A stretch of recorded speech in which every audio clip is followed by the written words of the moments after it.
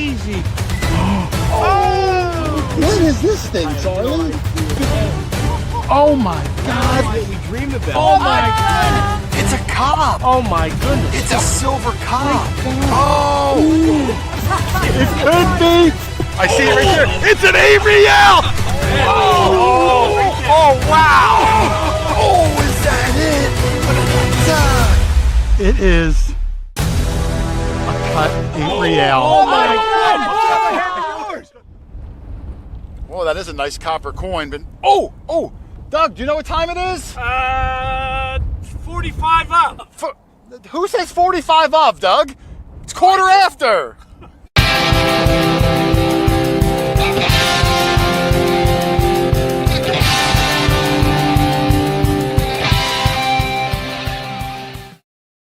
What's up, guys? Hoarder here, and welcome to the quarter after show. I hear my music playing over here. Let me pause this. I'm not sure what happened over there. But I am excited to be back. Let me pause that. I'm excited to be back. We just got back, Dougie and I, from the Show Me Treasure Hunt in Missouri. What an incredible time we had. My original plan, I thought, we're going to talk about the Show Me this week. But I have so much to talk about from the last two videos. We might not get to the Show Me until next week. I'm going to play this episode by ear because I don't want it to be 933 hours long. I'm going to bring in some of the gang. Let me say a couple of hellos real quick. I see Jill Dodson is here. Jesse Lee, my good friend who I met down at the Show Me. Magic Man Texas, who I saw down at Texas also. I'm not at Texas, wherever we were, Missouri. Travel Diggs is here. Show Me Treasure is here. Good to see you, brother. Wendy Olson. I'm trying to scroll. ABQ History Hunter. Up, someone is up. Lynn is texting me. Lynn said she can't hear me. Can you guys hear me? Let me see in the chat if you guys can hear me or not. I'll wait and see. That way I'm not just moving my lips and no one hears the words coming out of my mouth. I can hear myself, so I think okay, everyone can hear me. Lynn, I'm not sure, Lynn. They can all hear me. I want to say hello to the moderators real fast before I bring everybody in. Alicia Hot Mess Fishing, who I got to spend the whole weekend with, which was super cool. We were, rolling on the Nokta tent, meeting so many people. We had beautiful weather. Got to go out to dinner and hang out. It was really nice to see Alicia for the whole weekend. I do have a gazillion pictures, but like I said, it might not be until next week. I'm going to play it by ear. Metal Bree Tectorus is here, who I will see Bree next weekend, right? Next weekend at the Come Out Swinging. I'm excited to see her. I haven't seen Bree since the last year's Come Out Swinging. So that'll be a fun thing. There's all sorts of prizes and things going on there. I don't know. Tickets might still be available. If you ever wanted to hunt Colonial, go check out Come Out Swinging's Facebook page and get yourself a ticket. You can hang out with me and Doug and Lynn and Rich and Charlie and Bree and whoever everyone else is there. I don't even know the whole attendee list. It'd be a lot of fun. But let me bring in the few people I have today because we got a lot of weird stuff. I'm just going to bring them in simultaneously. There's Dog Tag Doug, Mexican Doug, Jane, Fawn Doug, and Lindiana Jones. Lynn, can you hear me? Can you hear me, Lynn? I'm taking that as a no. Doug, can you hear me? I hear you fine. Yeah, Lynn can't hear me. I don't know. I hear you, Doug. I don't hear Jason. Oh, Lynn, maybe try rebooting your thing and come back. Doug, tell her to reboot her thing. Lynn, Jason wants you to reboot your computer. Try it again. Okay. Because I hear and see you, but I can hear her, but she can't hear me. And I hear you. Okay, let's try that. And I heard Jason backstage. Oh, all right. Okay, so just turn it all off. Yeah, and then come back on again. I'll bring you back in. Come back on. Okay. All right. I'm kicking Lynn out, Doug. I'm kicking Lynn out. Boom. There we go. She'll come back. Charlie, unfortunately, under the weather today, so he won't be joining us. Hopefully, he's better by Saturday because we got a rock and roll spot, Doug, for Saturday. And I really hope Charlie can make it. And he doesn't have to travel far to get there. No, he doesn't. And this spot has direct George Washington links. It's colonial. There's like 40 outbuildings there. I'm really excited. Oh, is Gypsy here? I looked up and I saw someone. I just saw that. I didn't see her thing, but I saw someone saying hello to Gypsy. Hi. Yeah. I'm trying to scroll, but you know how it is during the thing. Yeah. I don't know if she's here or not, but if Gypsy Zero Discrimination is here, hello, Gypsy. I'm sorry if I missed your. There she is. There she is. There's the lovely Gypsy Jules. I don't like that new thing, Doug. You see how it's like small and black? Let me see if I can fix that real quick. Hey, Gypsy. Let me go back to the classic. There it is. Oh, I like that. I don't know why it's red either. I don't know what's going on, Doug. I feel like we haven't done this in a while, and I'm out of the loop. Anyway, Charlie's not feeling well. Rich has to work. Jessica has to work, and Matt is away with his wife because there's so much to cover today. And Lynn wasn't even there. Yeah. You kind of got skunked. So really, the people that found everything, we're gonna have to just this whole show will embarrass the heck out of me. Nah, listen, we all have our weeks, Doug. This definitely wasn't your week, but you've had those weeks where you find great things, and we all have to just watch the Doug show. Yeah, and it comes around. It comes around. Let me see if Lynn can hear me. Here we go. Lynn, can you hear me? Yep. Yes. All right. There we go. I'm glad for that. Doug, I don't want to get involved with the show me too much because if we get to it later in the show, we'll talk about it. If not, next week will be a show me treasure hunt spectacular. Okay. What was your overall impression of the show me hunt? I mean, we've been there before. We know everyone. I don't want my opinion to skew yours. Let me get your opinion never skews mine. What? What? Bite your tongue. I already bit my lip at dinner. I don't need to bite my tongue. I thought it was fantastic. They do a great job every year, and they did not disappoint again this year. It was fun. I hated to leave, but, my wife missed me. That's true. Yeah, I had a great time. The weather was great. She's questioning that. If she's in the room, she's like, no, you can go back. You can go back, Doug. Kathy, we're live. This is your first cameo. There's Kathy in the background. Hello. Hello, Kathy. Hi, how you doing? That's Doug's lovely wife, Kathy, who I think's been on the show before, once or twice. Yeah. She needed her computer. Okay. But yeah, we had a great time. The show me hunt was fantastic. And maybe we'll get to it. Met so many people, people that we've known before, people that I've seen their names, but I've never met. I really enjoyed it, Doug. So hopefully we did make a lot of new friends. Well, I did. I can't speak for you. Okay. I made a lot of new acquaintances. Yes. And I'd like to think are friends. No, I'm only kidding. Of course you did. Yeah, I mean, we went out to dinner each night, like 30 people, and hung out. Oh man, I think the Mexican restaurant really enjoyed our. Yeah, we'll get into that more. We got kicked out of a Mexican restaurant, which was a bummer because I was trying new things, Lynn. They had frog legs, which I've never had in my life. Yeah, I was feeling really gutsy. That was a Chinese restaurant. I ate crawfish down there. Never in my life have I eaten a crawfish. Mentally, it was hard because it's like looking at me and it looks like a bug, like a creek bug. Yeah. But I tried it and look. The not feeling so well, Charlie, the Heritage Relic Hunter, is joining us after all. Charlie, how you feeling? I got lots of medicine here. Yes. Oh my goodness, Charlie. You got a little pharmacy going there. A little pharmacy. I'm actually feeling much better. This afternoon I wasn't doing very well. Yeah. But I feel good enough to come on the show tonight. Great. Well, that's good. Good. I'm glad you. I apologize. I told you earlier I probably wouldn't, but I feel that's okay. good now. Oh, I didn't mean to put Alicia's comment up. But, and Teresa, the treasure hunter. I didn't see her earlier. Teresa. Third moderator. I got to spend the weekend with Teresa. I get to go out with dinner with her. It's so nice to see old friends, Charlie. And it's one of the best things about these events is you get to see old friends, make new friends, hang out. In the downtime of hunting. We're going to get into it probably more next week because there was all sorts of prizes. I'm not going to mention it yet. But this guy, 5 Mile Relic Hunter Larry, left there much richer than he did when he showed up. Yeah, I heard about him. Yeah, we'll get into that. He's my new bodyguard, by the way. Either later this show or next week. Larry was on fire, man. I got to meet his wife, I think, for the first time. Yeah, I'm much more compatible with Jill than Larry. You think so? Yeah. Yeah. Okay. Not if that's what you say. Jason, I was really bummed out. I really wanted to go out there with you guys, but I was involved with cooking 2,000 pounds of turkey meat. Yeah. And making 50 gallons of soup. And you didn't even get a chance to enjoy it because I heard No, you got. I did not. Yeah. I made all that. I made all those meals for 1,000 people, and I didn't even get one meal myself. Hey, Charlie, did they end up sick too? No, I got sick a couple days afterwards. Oh, okay. Yeah, I had everything all done, ready to go. Well, I'm sorry to hear that, Charlie, but I'm glad you're. fine. I'm glad you're feeling better. Well, I'm supposed to lose weight anyway. That's true. That's Cool. true. Well, you sound good. I was worried. You said your throat was Yeah. really sore. You Yeah, I sound had a good. coughing spell this afternoon, so but I'm fine now.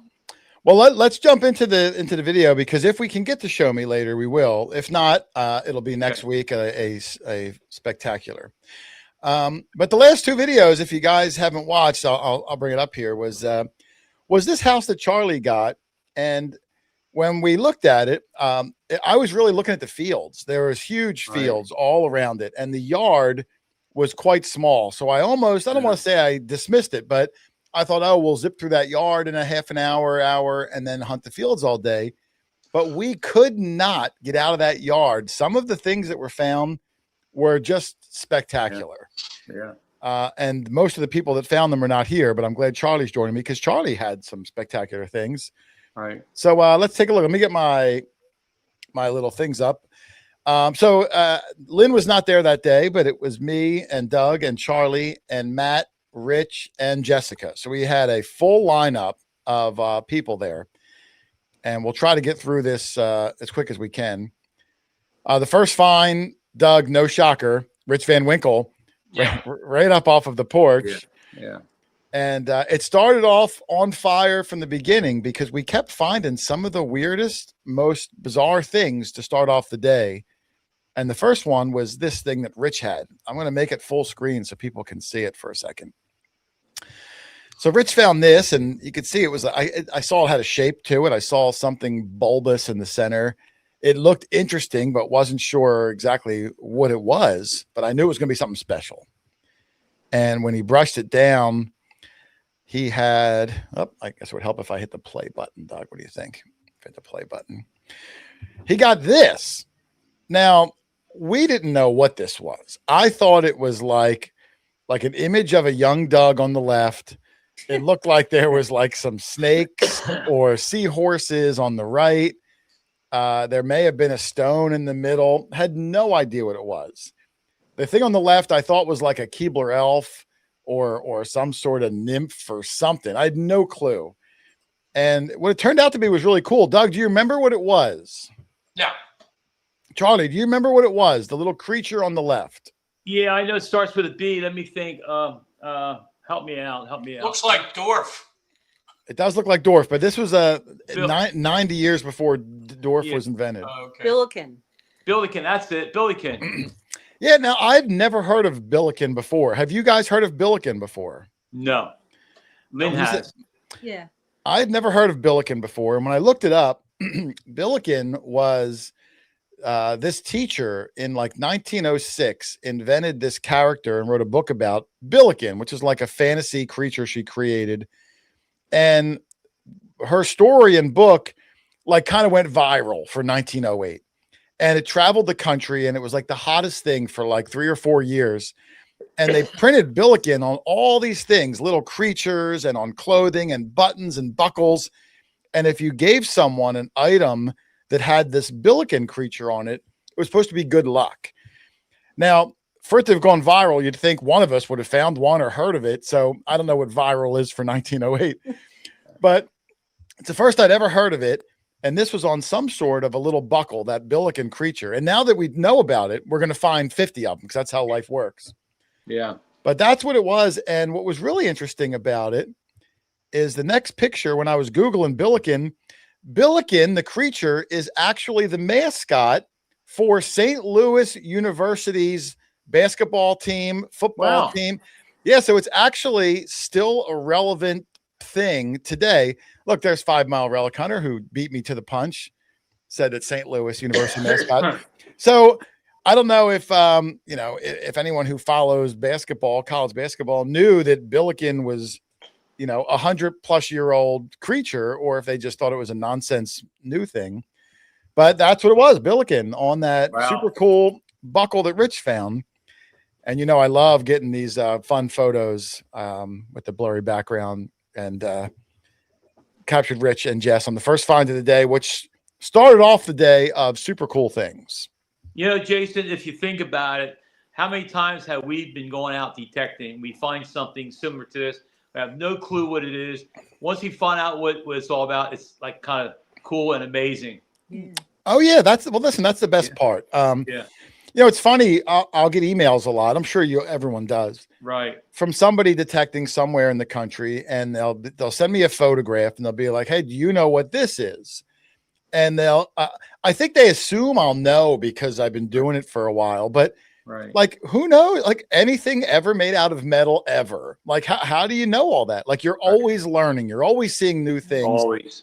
But that's part of the best part of the hobby is that I hope that we find something new every week. I don't want to have a week where we only find the same coins that we find every week. I like that new, interesting gizmos like this Billiken thing. And just like with tokens, we find all these different tokens of all kinds over the years. Absolutely. Tokens are super cool. Yeah. So that was a cool find. It was a cool find. And that'll lead me into the second find, which was also a unique find. And there was a bunch of them at this house. I called it the big white house on Crazy Street, I think, because that's what it was. The second one was found by Midtone Matt, who I'm not going to mention it yet. We're gonna ease it in, but Matt may have his own nickname. We're gonna see, but we're not ready for it yet. But Midtone Matt had a really cool find, and when he called me over, I saw this little pendant in his hand, and I could tell even in that pendant. Yes, Bree said, "Wow, his eyes were open." Bree, let me go back. I had to the best picture when he was looking at me, his eyes were closed, so I had to go a few frames forward when his eyes were open, but he's looking off to the side. But that's okay. His eyes are open. I took a picture of him, and he did like this, Doug. Like tried to force his eyes open for the picture. And I was like, Matt, now you look like a weirdo. Well, he's got such a big smile. I think he just naturally. That's what it is. That's what it is. He just, yeah, that's what it is. He's not like grumpy. He just, he's always smiling. Yes.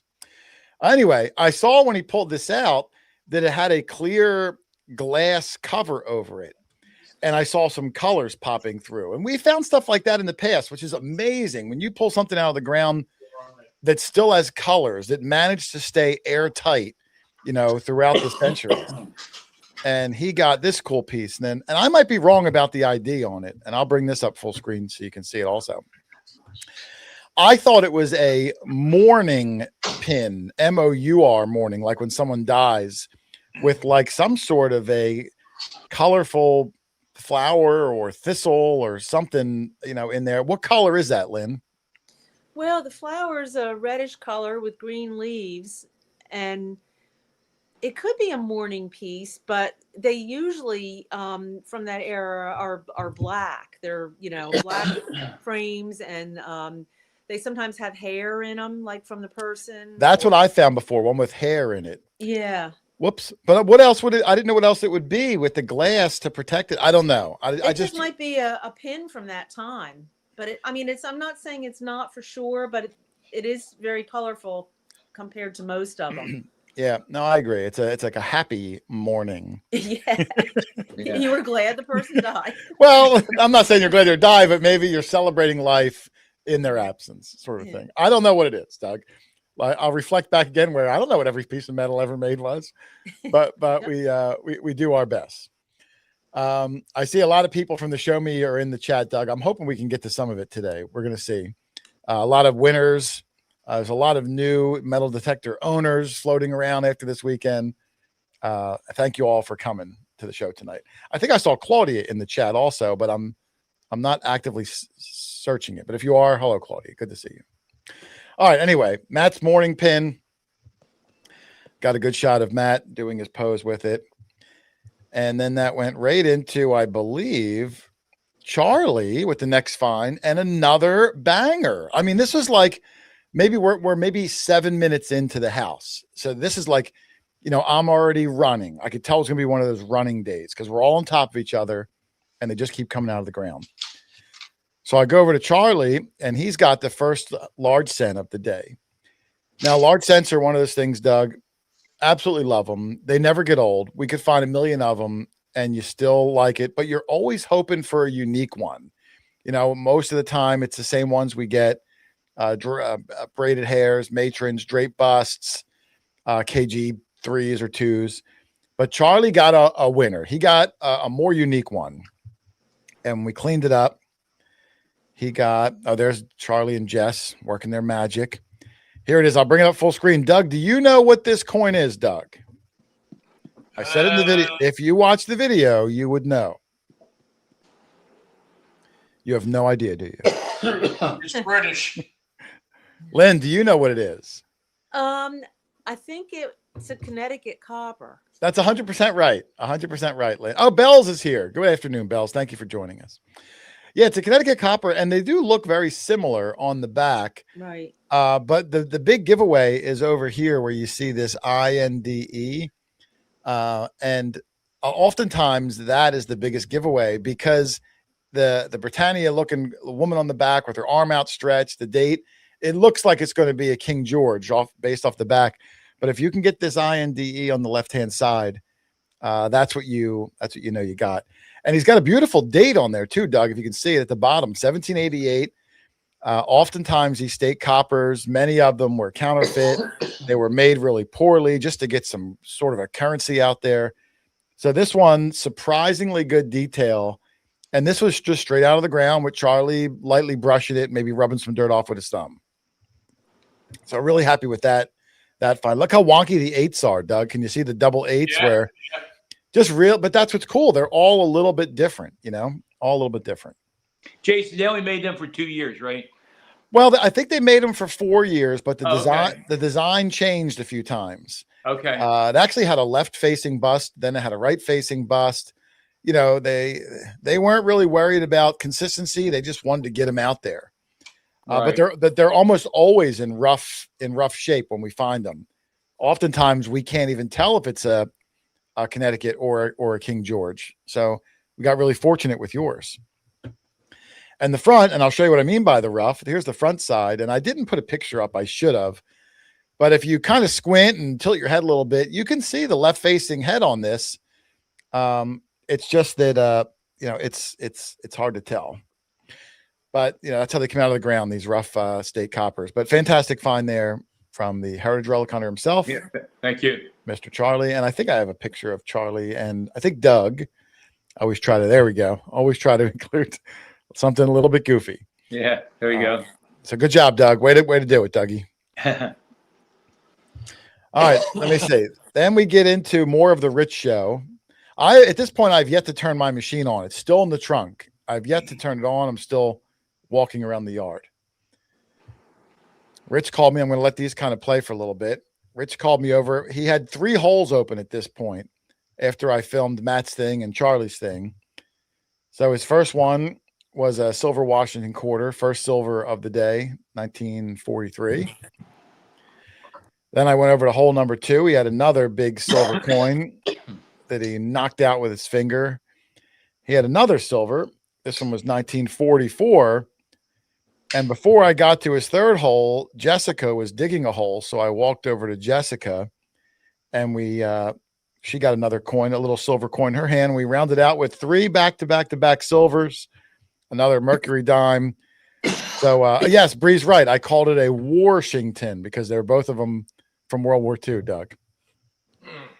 Doug could care less. Let me make this a little smaller. I'm sorry. I don't like that always. A Washington. And then I got Rich and Rich and I almost called her Bree. Rich and Jessica for the super cool silver pose. I think they were the only ones that got silver the whole day with all the things that we found. I could be wrong, but I think so. The rest of us got some, interesting things, but no other silver. I was cleaning the trash out of the yard for everyone. Yeah, it's weird how it works sometimes, Doug. I mean, I didn't get anything from the yard either. I didn't get anything. Well, that's because everyone else had 20 holes dug, and you had the video hole. Yeah, that's true. That's true.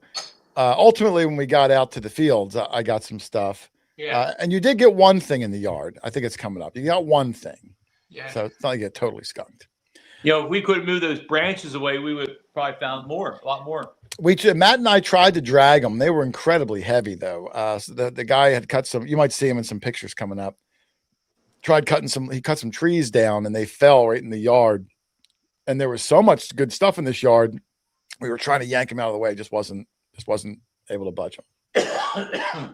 All right. So after, let me find out where I'm at here. After these, I think the next one is a winner. This is a good one here from Charlie, the Heritage Relic Hunter. I got to go full screen on this one, Doug, because this was a terrific find from Charlie. He's standing there with Jessica, so I walked over, and he told me he had something that was really good, but it was a low tone. And I was like, a low tone? And I swung over it. 28 on the new Legend 2, which don't forget, it's a 1 to 99 tone machine. So a 28 is a low tone, at least on the configuration I have mine. And when I looked down the hole and reached in, look at that, Doug. He's got a big, giant meatball. Yeah. And while I was recording it, there's a better shot of it. It's actually a grape shot. I call them cannonballs because it sounds sexy. It was fired from a cannon. Most people just call them grape shot or canister shot. I like to add cannonball in there because that's really cool. Charlie, you said there was some sort of an iron mill not far from there. Yeah, furnace, an old furnace from the 1700s, and that's what they made there. That's what they produced. They produced those canister shots or grape shot, whatever, during the war, the Revolutionary War. Yeah, that's the third one we found in that area. Well, it's they're very few and far between. I don't know if we just don't get over them or if we don't dig those junky signals. Yeah. It's only like the second one I've ever seen. Doug found one. Holy cow, Doug. When was that? Like 6-7 years ago? Yeah, it's been quite a while. Now, well, Charlie. Jessica found one a couple years ago, a couple miles away from that site. And another one was found by Shane from out there in Utah. He was in for come out swinging, and he had a chance to go with me one time. And he also found the same size. All three, same size, and I believe they probably came from the local furnace that still is there today. It's restored. Now, did you try to make any effort to clean that, Charlie, or is it still that lumpy ball? No, I have it downstairs. I was looking at it the other day, and I'm trying to decide what direction to go with it. Okay. Electrolysis or just let it alone. No, it's a really cool piece. I mean, it's just a big glob of iron, but holy cow, the last person to touch that, Charlie, was, maybe fighting for our independence. Who knows? Right. So that was a great, and was that your actual signal? Like when you put your shovel into the earth, were you digging a 28 or was there another target in the same vicinity? You got a higher tone? No, we were finding so many cool things, in that yard. Rich had, a few holes dug, and Jessica found, and, I'm like, it's just like in England. I decided I'm going to dig everything. I decided to dig every signal, every repeatable signal. Someone said Iron Meatball sounds like a metal band from the 80s. I agree. Yeah. But that I don't usually do that in like a big field, but in front of that house, repeatable. And I just like, what is this, Well, listen, that's why you dig. Listen, you try to dig not as much junk, but when you dig those weird signals, who knows if you're going to get something really cool like that. And I often say that, when you've been doing this hobby for a while, like I have, and on all you, is we get a little jaded where like the signal has to sound really good or crisp or a high tone. And usually the new people to the hobby will dig anything because they don't know any better yet. Right. But those new people wind up finding these cool type things because we just disregard and think, oh, it's going to be a piece of junk. And 99% of the time it is, but the 1% it's not, you get something really cool like that. Well, I observe Rich. Rich digs a lot of questionable signals, and oftentimes it's something pretty decent. So, and like I said, I was just starting out the day, and all these signals were producing, and it was before my nap time anyway, so I had the energy. Okay. Well, good job. A quick shout out, Doug, before I move on. I do see, and I don't know if I can't see them, but I'm looking at the chat. I think Scott and Martha Cash may be in here. I want to thank them again for everything they did Yes. for us. If we can get to the show me today, I've got a lot of pictures of them. If not, tomorrow or next Thursday. Jeff is in here, our buddy Jeff, who we saw down there also. I just see Barb is here. Barb, the Dirt Pirate Barb. Thank you, Barb, for coming in. And there was someone, Ski Searcher, who we met down there. Okay. Matt, a guy offered me like some really fancy soda thing. I really appreciate it. It's a name I've seen around for a while. First time I've met him. So, like I said, that's one of the best parts about these sorts of hunts. You finally get to see people you've never seen before. All right, let me get back. Whoops, I didn't want that. I wanted this. Let's get back. We got a lot of stuff from this house. We'll try to go through as quick as I can. The next find was from Rich, but I wanted to include Doug in the live show, so I got a little picture of Doug digging a hole next to Rich. See that, Doug? Who loves you? I think I was digging some trash in. Well, whatever. Hey, could have been a cannonball. Just wasn't. Could have been a cannonball. But Rich called you over. He had 2 Indian pennies in that same hole. And I think if I go forward here it is. I'll do a full screen. Both of them, nice dates on them. Can you see the dates, Doug? I'll try to include you in the show. Doug's not paying attention. Lynn, can you see the dates on the 1900 on the right and 1863 on the left? I think it was 68. It was 68. Only because 63 would be a fatty, and I know it wasn't a fatty. Right. But yeah, Rich, double Indians there. So well done from Mr. Van Winkle. Let me see if I can see where I'm at here. All right, let's keep zipping on through. And maybe we will get to the show me if I can move. Then Matt had the next find. Doug again, I made sure I put you in the background to include you in the. You're welcome. To include you in the show. Matt had a copper. I want to say that between the house and the fields, we dug 11 coppers at this place. And it was probably, I'm just going to guess, Charlie, 500, 1,000 acres. And, we probably covered, 2 acres if we're lucky. So incredible place. Matt's copper, it was really wonky. I tried to get an image of it. It's hard to tell. It was bowed and bent and rough. And this one we were not able to get an ID on. You rotate them, you sidelight them, you do whatever you can, but sometimes they're just too slick and we weren't able to get an ID on Matt's. But he did get one coming up that we were able to get an ID on. One of the most amazing coppers of the year so far. But good job there from Matt. Then back to Rich again. Rich Rohrig, I see, is in the chat. Am I still live? You are live, Rich. If you are here, I see you, Rick. Thank you very much. Rich Van Winkle, yet again, with a good shot. That swing set was also precariously right in the middle of the hot spot, Doug, and we tried to move it, and then we were going to detect and move it back, but it was cemented into the ground. The legs were cemented. We couldn't budge it. But Rich did really well, getting really up close to those bars. And he actually live dug this on his GoPro, but the way it came out was really long. There was a lot of wind noise that day. It was super windy, so I wasn't able to use any of it. But he got, a good portion there of a shoe buckle frame. And when we brushed it, let me make this big so you can see it. This was really neat. I think I showed it in the video. I don't remember. The next screen, you're going to really see what I'm talking about. After we cleaned it, can you see the pattern, Doug, going around? Like if I start up here, these large squares, and then they come down, and then it looks like they messed up and it went off the track and came over here. And you can see the pattern below it is completely different than the pattern up here. I think it was some sort of a misprint, some sort of an error when they made this shoe buckle. And we really looked hard for the other half because I wanted to see if the other half was equally as mangled as the pattern was messed up, or if it was correct. Just love that about it, though. That's like that human touch that, it was handmade one at a time. All those designs were punched in, colonial period. And I thought that was fabulous. That was a complete mess up. I could see the guy maybe using his tool and running it, and then his wife called him. He's like, "What?" And and his hand goes off to the side. Or he sneezed. Or he sneezed, or whatever. But I thought that was that was really neat. So awesome find there from Rich, even though it was busted. Yeah. It was really cool.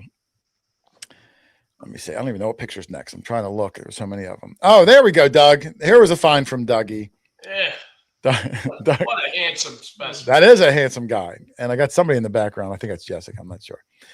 Doug has one good thing from the yard. 73 on the new Legend 2, which is still a high tone, but a lower end high tone. And when I picked it up, Doug had himself a nice little flat button with a full mourning shank, as we like to call it, poking through the dirt there in the center. And I don't think there was anything on the front, just a plain old flat button, but 200 years old, Doug. You can't sneeze at that. Yep. And it was funny. Years older than Charlie. Oh, come on. Why I gotta do Charlie dirty like that? Adrian Tucker said it's a poor person's low tone. Yeah, it's a poor person's high tone. That's what it was. Yeah. So anyway, but because it was so cold and windy this day, when we're out in the cold, oftentimes your noses will run.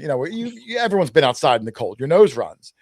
So I'm recording, and people's nose starts to run. And in the video, Doug's nose started running so much so that like from his nose to the ground was like a continuous line. So I had to move the camera out of the way and finish filming his clip with Doug mostly out of the frame because the part you can't see is a 6 foot long snot rocket. But it happens to all of us. We do nose checks before I start filming. We try to, yeah. I think I was dehydrated at the end of the day. Well, I just think it's cold, and noses run. We're outside. It's a real thing. But so I filmed the rest of the clip, not looking at Doug's face, not because he's not handsome, but I wanted to save his dignity there. As my nose was probably running, and everyone's nose is running.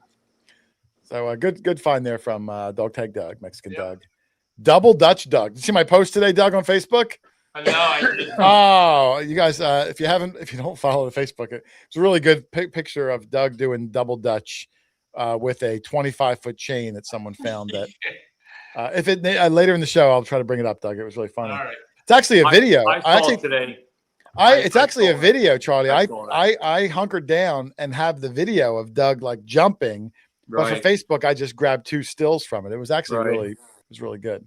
You actually got off the ground, Doug, which I thought was. I did? Oh yeah, not by much, like 1 or 2 dust particles high, but I saw light under your shoe. So you got off the ground.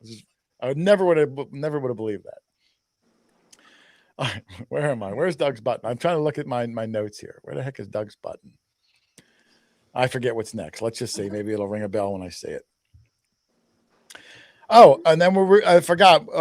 When I was cleaning Rich's spoon, this is out of order. Charlie had some busted up pieces of pewter spoon bowl, which I always like to include in there also because that also is an incredible dating of the property. So this one's a little out of order, but Charlie the hydraulic hunter, you had a really good day, Charlie. Yeah, fairly good day. Yes, I was happy. Yeah, you have more things coming up too. So yeah, had a good day from Charlie. I have no idea where am I on my. Here I am. Okay. The next one is Matt's good one, Doug.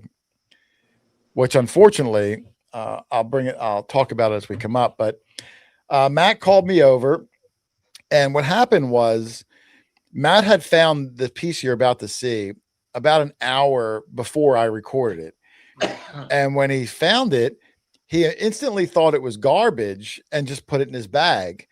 And you'll see why.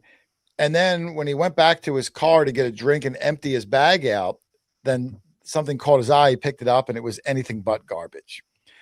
So here's what he had, and I'll make it full screen. He thought it was just like a clock gear or a spur or a pie crimping device. But it turns out it's a matron head large cent that someone cut by hand. Look how perfect they did too. Like did a good job. Those triangles are even. They're spaced out well. And when he dug it, I don't know why. I mean, Matt's half blind like the rest of us and doesn't wear his readers a lot. So he just threw it in his bag. Thank goodness he saw it because that is one of the coolest manipulated coppers we found in a long, long time. And if you've got really good eyes, you can even see the date coming through, Doug. I think it says 18. 1809? I can't see. No, No, can't be. 18 something one, I believe. So just I thought that was absolutely incredible. And I wish I would have got the whole video of him live and dirty like I like to get, but he didn't know he found it, and I don't blame him. It looks like it could have been junk. Jason, didn't we find one like that once before? Well, I found Similar one, if to you it. remember, Charlie. I found one. It was a weird one that was What was it? mine was like Doug, do you remember it was in Pineville? It was that really weird one that I forget. It wasn't a US coin. It was like a foreign coin. I don't remember. But yeah, I found one. Once in a while we get one, but I don't recall any of them being as cool as this one has been. Yeah. All right. Mine, I will say mine was not as good as this one. Right. And this is American. I have a soft Well, spot for American stuff. Yeah, that's a lesson for all of us. That has happened to me already, where I think it was junk, and later on I check things out, and sometimes it's not junk. So that's important for us to really look at what we find closely. I agree. I know, I don't want to say I know, but I'm 95% sure that early in my detecting career, I found one or maybe two kettle points from like the 1600s or earlier that I threw in the garbage because I thought it was just a piece of scrap copper. Right. You don't know until you know. And I think about that all the time. It was probably 11 years ago. And I know I threw them away. Yeah. Check closely at everything you find. Yeah. Double check it before you discard it. I got a good shot of the back of Matt's manipulated matron head. If I start the video, you would see it. Let's see. There's the back. You can see 1 cent. If I make it big again, Doug, there's a little mark in the middle, right about here above the N, where Matt thinks it was turned into a button or tried to, and maybe that's the remnants of where shank was. I'm really not sure, but whatever it was really cool. Jason, maybe I'm just thinking maybe it was possibly like a soldier that was bored at camp and just made it because he wanted to do something special, unique like that. Yeah, I mean, we can use our imagination and think whatever. Who knows? Who knows? Well, what you could see the year. You said you had a year, or you don't know what the year was? Well, I mean, my eyes aren't real good. Right here, it looks like it says. It looks like it says 18 something one, maybe 1821. Okay, 31. I'm thinking it was like closer to the Civil War or something. A soldier did that, because out of boredom over the winter time, whatever. Yeah. Well, I'm sure they were with the bullets. Sometimes the bullets that they have, they'll carve. Well, bullets are lead. They're easy and soft. Yeah, this true. is solid copper. You really gotta, that is. Right. I defy someone out there to get a coin from their pocket today and try to do this. This is no easy task. Right. And if someone did try to do it today, I guarantee they're going to use like a bandsaw or some sort. Like they did this by hand.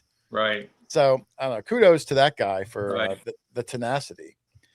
It's just a plain cool find. So. Oh, absolutely. And then there, I got a good shot of you and Matt. Whoops. Well, I went too far. But anyway, you look like Charlie. There you are. Handsome devil. Thank you. Yes, you're welcome. Let's see if we can keep on trucking here. Rich, it's another good find. This is a weird one. This one I put the Van Winkle vision into the show because I really liked when he first pulled it out. It looks like just a weird, goofy blob. But Rich had a good one with this one. I'll do another full screen because this house had some bizarre stuff, and this one was another one. Rich puts this in my hand, and it looks like to me it was some sort of a sterling silver lizard, which is really, really crazy. Doug, when you turned 60, people called you the sterling lizard, didn't they? I don't recall that. Oh, I thought that was your nickname, the sterling lizard. But that's what Rich put in my hand, and we did a good cleanup on it there. You can see as soon as he sprays it, look at it shining, glistening from the first spritz. Cleaned it all up real well. You can see the sterling hallmark on the bottom. It's hard to read, but that's what it says. Okay. And then on the front, Lynn, I need your IDs again for the color. What's the color of that stone? The big stone in the middle is green, and then I guess that, oh no, I don't know if it's a red stone or just a space where a stone was, I think. Yeah, it's a space where I'm guessing a Oh. stone was. Okay. The big one's, yeah, green. Could that be an emerald? I mean, emeralds are green. What else is green? Well, it's that color, but I don't know if it's real. I mean, it's in sterling, but Garnet. who knows? Or yeah, maybe a No, garnet. garnets are red. Are Yeah, they? they're like reddish Yeah. purple. Well, it's definitely a really cool thing. And it looks like it's got some good age to it too. I would say probably, World War II, maybe give or take. I'm not 100% sure. Up hi ho Silver Kiss. If you want to use the nickname the Silver Lizard, I will let you use it. That you can have it. No shortage of nicknames around here, so you're welcome. You're welcome to it. All right. Anyway, I think I got a good picture of Rich, and I think this picture was going to go on Facebook tomorrow, but I'll probably put a different one up now since everyone's seeing it. Little shot of Rich holding the silver lizard in his hand. Nice find there. You should Sonny. have attached it to his beard and walked around with it all day. That would have been fun. Yeah, I wanted to do some. Make a nest. Make a nest in Yeah, his beard and have yeah. babies. Oh, have it like it tangled in his beard Yeah, hair. Yeah. I want to incorporate Rich's beard into more shtick, but I'm not sure. I'm not sure how to do it. I thought one day like I would try to like open it up and film someone's find like through a gap in his beard, but I don't want to get that close to Rich. I mean, I love him, but I don't want to get that close. We'll figure something out. All right, let's keep on going here. Then Jessica, nice find here. She called me over. I saw this like Chinese throwing star looking thing.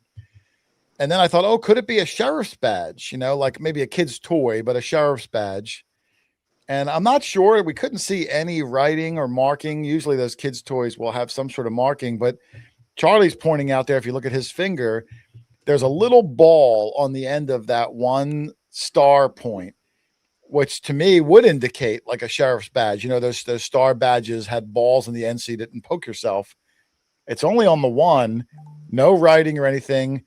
Lynn, do you think it could be like a sheriff's or like a kid's, badge, or do you think it's just something in a star shape?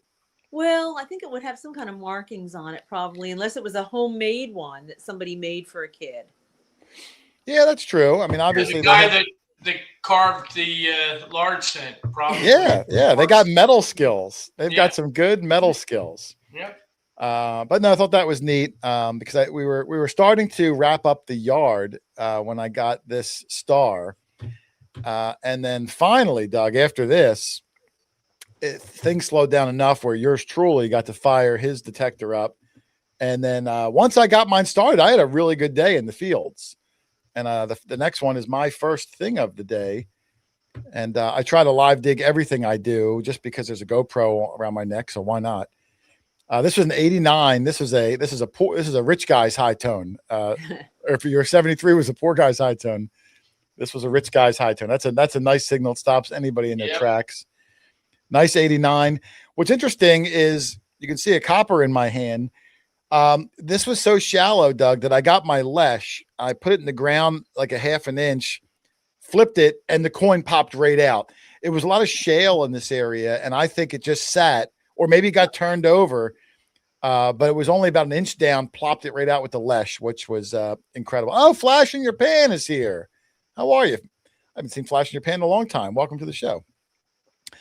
So I pulled this copper out, and it was really shallow, and I thought, oh, man, it was probably so shallow, maybe it's going to be ruined. It's probably wet, but it actually had great detail on it, Doug, because when I brushed it down, look at that sucker.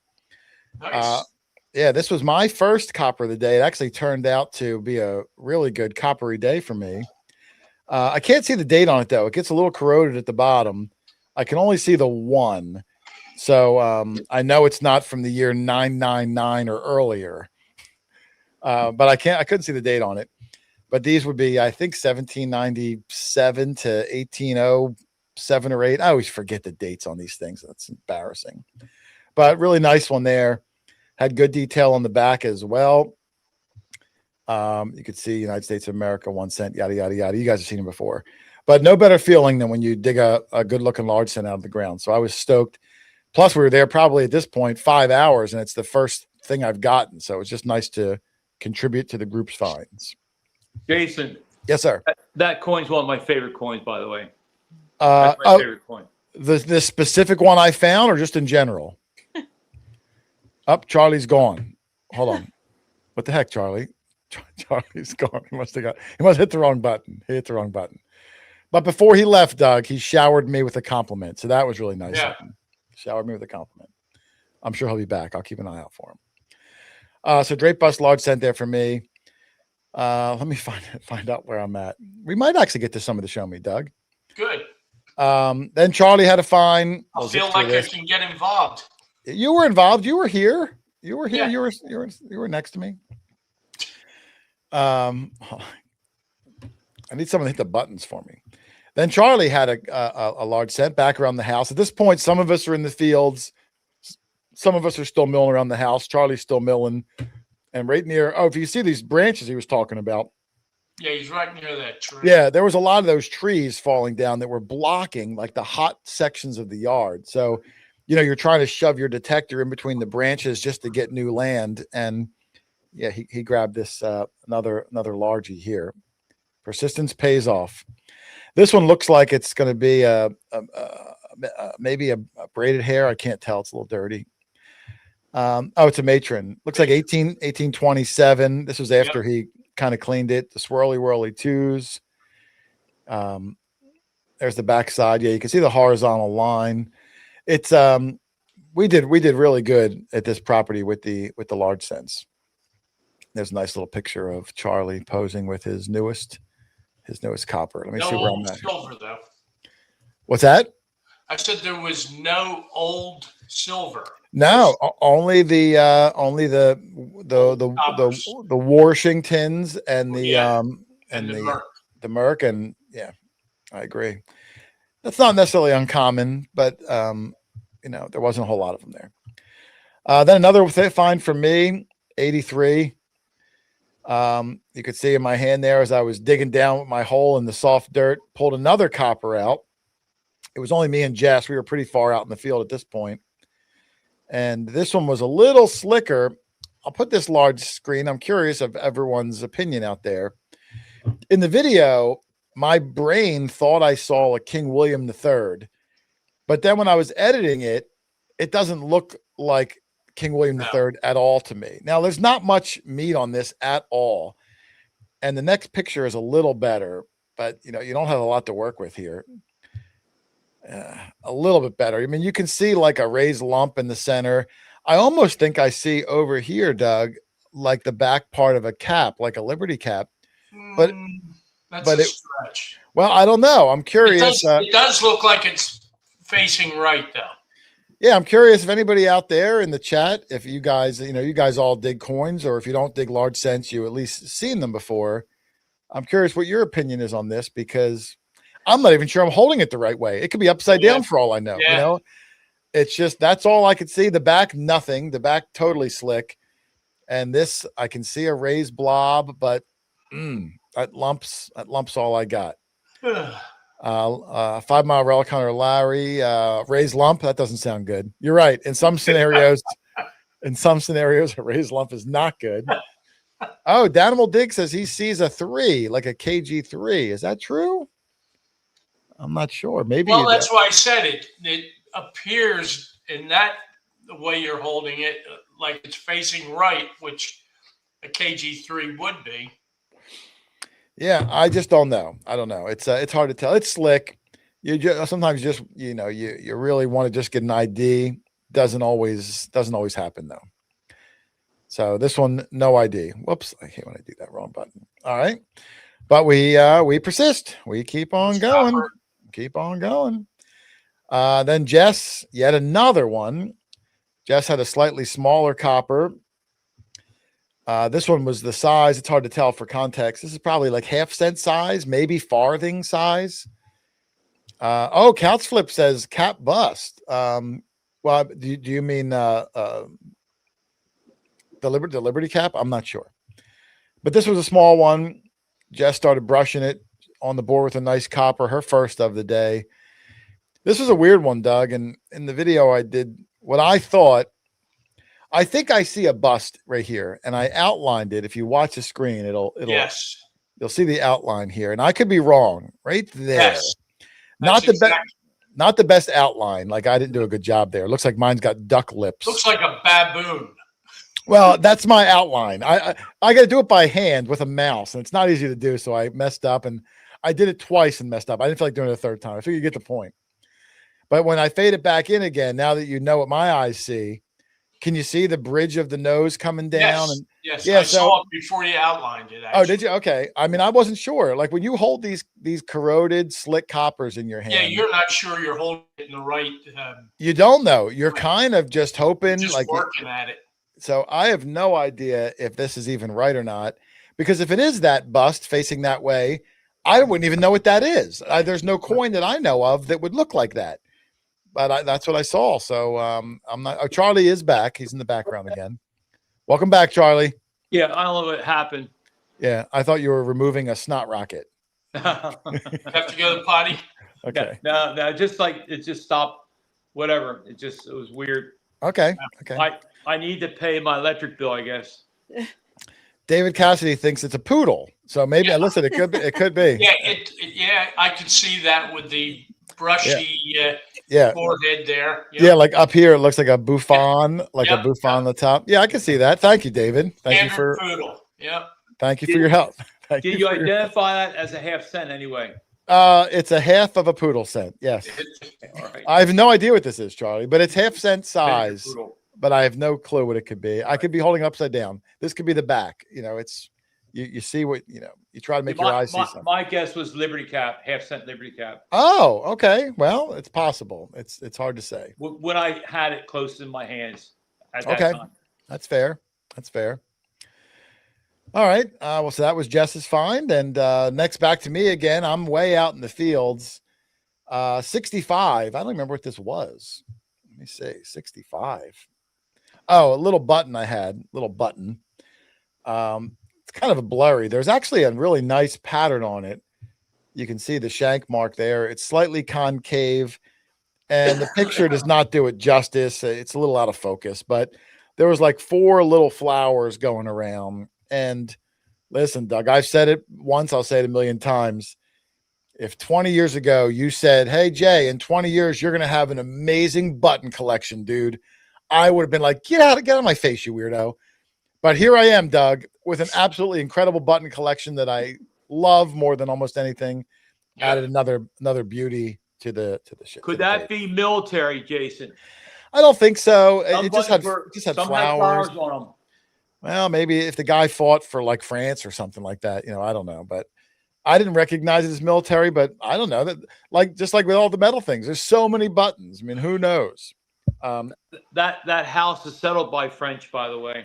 Okay. I remember you saying that. Yeah. The Huguenots or something. Huguenots. Huguenots. Yeah. French Huguenots. French Huguenots. Yep. I said, I love those guys. I have a poster of them on my wall. Oh, yeah. Okay. Yeah. I have like Queen, Bob Seger, and the French Huguenots right above my bed. Top 3. Top 3. I don't even know who Bob Seger is, Doug. I don't know how that name popped in my head. I know you know who he is. I don't know who he is. Absolutely. Yeah. All right, then Rich again with something. I don't even know what Rich has here. Oh, his little heart piece, which I thought was pretty neat. He does find a lot of hearts, doesn't he? Yeah, there's a heart in the middle. I don't know what this is either. I think in the video I said tie clip, and I clearly don't think it's a tie clip. I just wasn't sure what it was. Yeah. Sometimes I just talk for the sake of talking. Yeah. But here's the back. I mean, it is some sort of a clip. There's the back. Yeah. I don't know. I thought it was neat. It looks old. It looks Victorian, possibly, maybe like Art Nouveau. Yeah, I would say that is during the Victorian era. Yeah, I don't know. Lynn, what do you think this is? You are my antique expert. Let me roll back. No pressure. You're the antiques expert on the show, and I'm asking you for an antique. It might be a chatelaine hook. Oh, from a chatelaine. Yeah, there's another Yeah. French term, Doug. All sorts of French Yeah. terms. Yeah. Lady Chatelaine. Yeah, that could be. Maybe you're right, Lynn. Now, do they usually have hooks or do they have like rings? It would be a hook that hooked on your belt, and then from the bottom, there would be chains that came down that hooked with possible rings on it that hooked on to like scissors and all kinds of little tools. Gotcha. I've actually found some chatelaine pieces in the past, but that didn't cross my mind when I saw this. Bree helping out there. Night Moves by Bob Seger. I do know that song. I just didn't know it was by Bob Seger. Thank you, Bree. I know, Doug, you knew that, didn't you? Absolutely. You're a music guy. Why didn't you help out like Bree did, Doug? I wanted her to contribute something. Yes. Or Bob. I think Bob Seger, when he started off his music career, was in Iron Meatball. You think so? As Keith Parkview. Yeah, reminded me. Yeah, his early days. He was an Iron Meatball. Thank you. All right, so maybe a chatelaine, maybe a tie clip. Who knows? Could be a clip-on earring. I have no clue, but it was a neat piece. Then me again, another 83. Started to get on fire with a slow start. Another coin, again for reference. This is also small, half-cent type size, and mine had good detail on it. I'll do another full screen because my second drape bust of the day got the large cent earlier, and now I finished the day with both the half cent also. Yeah. No date on this one that I was able to see. I could barely see Liberty at the top. But, after a couple of good rubs, like a genie in a bottle, I was able to get the silhouette of Liberty's face, which was really nice. Yeah, as I was saying earlier, that's my favorite coin, by the way. Yeah. Yeah. So that design in general is your favorite coin. Yeah. Doug, you know what? I'm going to pause for a second, and I'm curious. Charlie brings up a good point. Doug, what's your favorite coin? And in the chat, I'm curious, what's everyone's favorite coin? Because, just design-wise, if you were to find it, and I'm not saying your favorite coin is, a Fujio. I mean, I'm not saying that, but I'm saying of the coins that get found often enough, what's your favorite one? You just like the beauty of it. You like the design. You find it to be desirable visually. Doug, what's your favorite? I like the Walking Liberty. That's a really nice design. Yep. That's a nice design. Up there, someone agreed. The first one in the chat agreed with you, Doug. 1961 KC1 agreed with you. Walking Liberty. And I found 8 or 9 of them. So Scott Cash is in the chat. Scott said peace dollar. Yeah. I like the peace dollar, although they're very, very, very rare to find. But Doug, I know someone that found a peace dollar. Yeah, you stole from me. I zigged and you zagged, and I got in front of it. Yeah. John Hargrove's favorite is the Flying Eagle. He said Doug's a Flying Eagle. Maybe he's rooting for you, Doug. Yeah. Silver Assassin, drape bust. Absolutely, that's a beautiful one. Anything seeded from Crazy Diggin'. Smokin' Louie, very specific. 1814 cap bust $50. Even the date. Bree, I agree with you, Bree. I don't know if it's my favorite. Those Dragon Slayer Canadian pennies and half pennies, Doug, with the guy on the horse that's bucking up. Rich found one at the miniature horse house. We find them maybe one a year or something. That's a beautiful design coin. Right. It is. Those Dragon Slayers. I forgot about that. Magic Man Texas, the Walker. I can't argue with that. Dixieland History, the eagle on the SLQ. That's a beautiful design. The backside of the SLQs, Doug. The Flying Eagle. Yeah. Yeah, I can't argue with that. I'm just kind of looking through here. Walking Liberty seems to be the leader. Liberty Cap, that's a beautiful design. The Bandit is here. The Morgan Dollar, that's a nice design. I've never found a Morgan yet, but I know people find them. Jesse Lee, of course. The Indian Head Penny. Nice design. Listen, there's no wrong answers here. Yeah. The Indian's really, really nice. And welcome to the show, Bree. What a fabulous person, her and her husband, Jesse and Jessica. In fact, I think this is Jesse. Are they here? Well, this is Jesse. It's up on the screen, Doug. Can you see? You have your eyes open? Jesse Lee. Yeah. Yep. I do all the work. All you got to do is look. Go back to that picture. This one? Yeah. She puts up IHP, or Jess puts up IHP, but look what's. I know. It's kind of, are you calling Jesse a hypocrite? No. But they feel the way I do. I know. Listen, well, no one. I don't think anyone dislikes the Walking Liberty. And it's silver. How can you not love silver? Yes. Yeah. J Diggs History, the Jersey Coppers, awesome design. Danimal Diggs, 1831 cap bust quarter. I don't have one yet, so I wouldn't know what it looks like. Magic Man, Texas has a soft spot for the zinc penny. I've got a cap bust half. Yeah, well, I've got cap bust dimes and half dimes, but no quarter. None of us have a quarter yet. Yeah. But we will get there one day. I'm just looking over here. Teresa, treasure hunter, agrees with Bree with the Dragon Slayer coin. Lynn, what's your favorite? Why I'm going through some of the coins in here. I think every one of them that's been mentioned are beautiful. I like coins with eagles on them and with Indians on them. I really couldn't pick out one. Okay. All right. That's fair enough.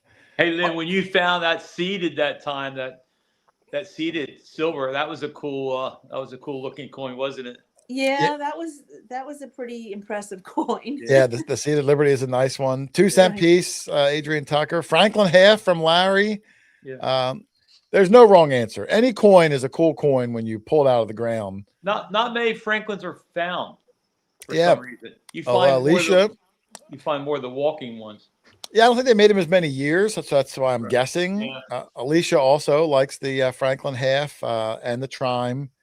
This one, I don't know if I'm familiar with this. An 1877 Gothic florin. I don't know if I've ever found one of those. Is that an English coin, the florin, or is that French? I think it's French. French? I'm not sure. One of those. Barb, the Blackwood Lumber Token Collection. I don't know what that even is. I'm not even sure. Adrian Tucker, the 4-cent piece. Is that when you glue two 2-cent pieces on top of each other? I'm not sure. Massachusetts Copper. Yeah, that's another good That's one. a nice coin, yeah. Nova Constellatio is beautiful. I mean, that's a tough one to get, but Yeah. that is a nice coin. Not really. I don't know if I have a favorite one. Pine Tree Shilling. I mean, that's a nice coin, but I mean, you're talking Uber bucket listers. Yeah. $20 gold piece, Roman coins. A lot of good ones in the chat, Doug. Anyway, Charlie's favorite apparently is straight bust, large, and half cent. And I'm glad I got one, Charlie, to put in front of your eyeballs. There you go. Thank you, Jason. You're welcome. I did that for you. Found that for you, buddy. Then Doug had I call it a mercy find. It's like when I know someone's having a bad day and I just want them to get in the video, I put in something that's not exactly a good find, but just to get some face in the I think video. I was digging a privy hole there. I'm not sure what you were, but just look at Doug's demeanor when I walk over. He's just so sad because Doug did not have a good day. What a And listen, pathetic. we all have bad days. We all have good days. Yes, We all have bad days. Yes. Doug did not have a great day, and when I walked over, I mean, just look at him. He looks like that Billiken in this image. He's like Yes. his arms are down to the side.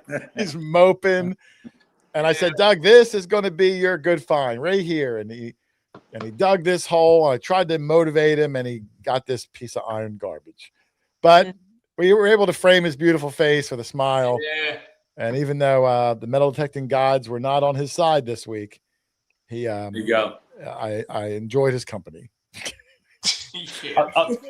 I'll tell you. Was that the muddy part of the farm? Where It was pretty muddy, and we had a hard time finding any signal in this area. Yeah, it was really muddy. Yeah. I just think they sank. It was hard to get to it, but you walk around, you look for different hot spots in the field, and the section we tried to walk with was anything but a hot spot. Unfortunately, Although Jessica kind of like wandered off, and she did find a hot spot. yeah, when we went in the back, Doug, Charlie, and myself went in the field and went to the right. Jessica went straight by herself, like a half a mile, and she called me and said she got a copper. Then 5 minutes later, texted me, got a second one. Then 5 minutes later, got a third one, but I didn't get to film any of them. So the 11 coppers you see, there was actually 3 more, but that didn't make the video because it got too dark by the time she got back. You know why she went out that way, Jason? Went out like she just hustled out that way. You know why? I don't know why. Wasn't too far away from where she found her Riel. Oh, that's right. What did Teresa put up here? Oh, it's a link. Teresa was putting up. I was going to wear it, Doug. I didn't wear it. I have a new shirt. I blew my earballs out shirt. I guess Teresa's putting that link up there. Thank you. I was going to wear it today. I forgot. Next week I'll wear it. It's a really cool design. I wanted a little bit of variety. I wear a quarter hoarder shirt or hoodie almost every day of the week, and I wanted to mix it up a little bit. Team Lynch wants to know. Oh, where's Team Lynch? They're in. They want to know if we're going to COS, and I'd like to tell them the whole gang is. Yep. Yes, the whole gang's going. I hope you guys are going to be there. Charlie will be there. Doug, Lynn, me, Rich, Jessica's going to be there. Bree is coming out from Washington.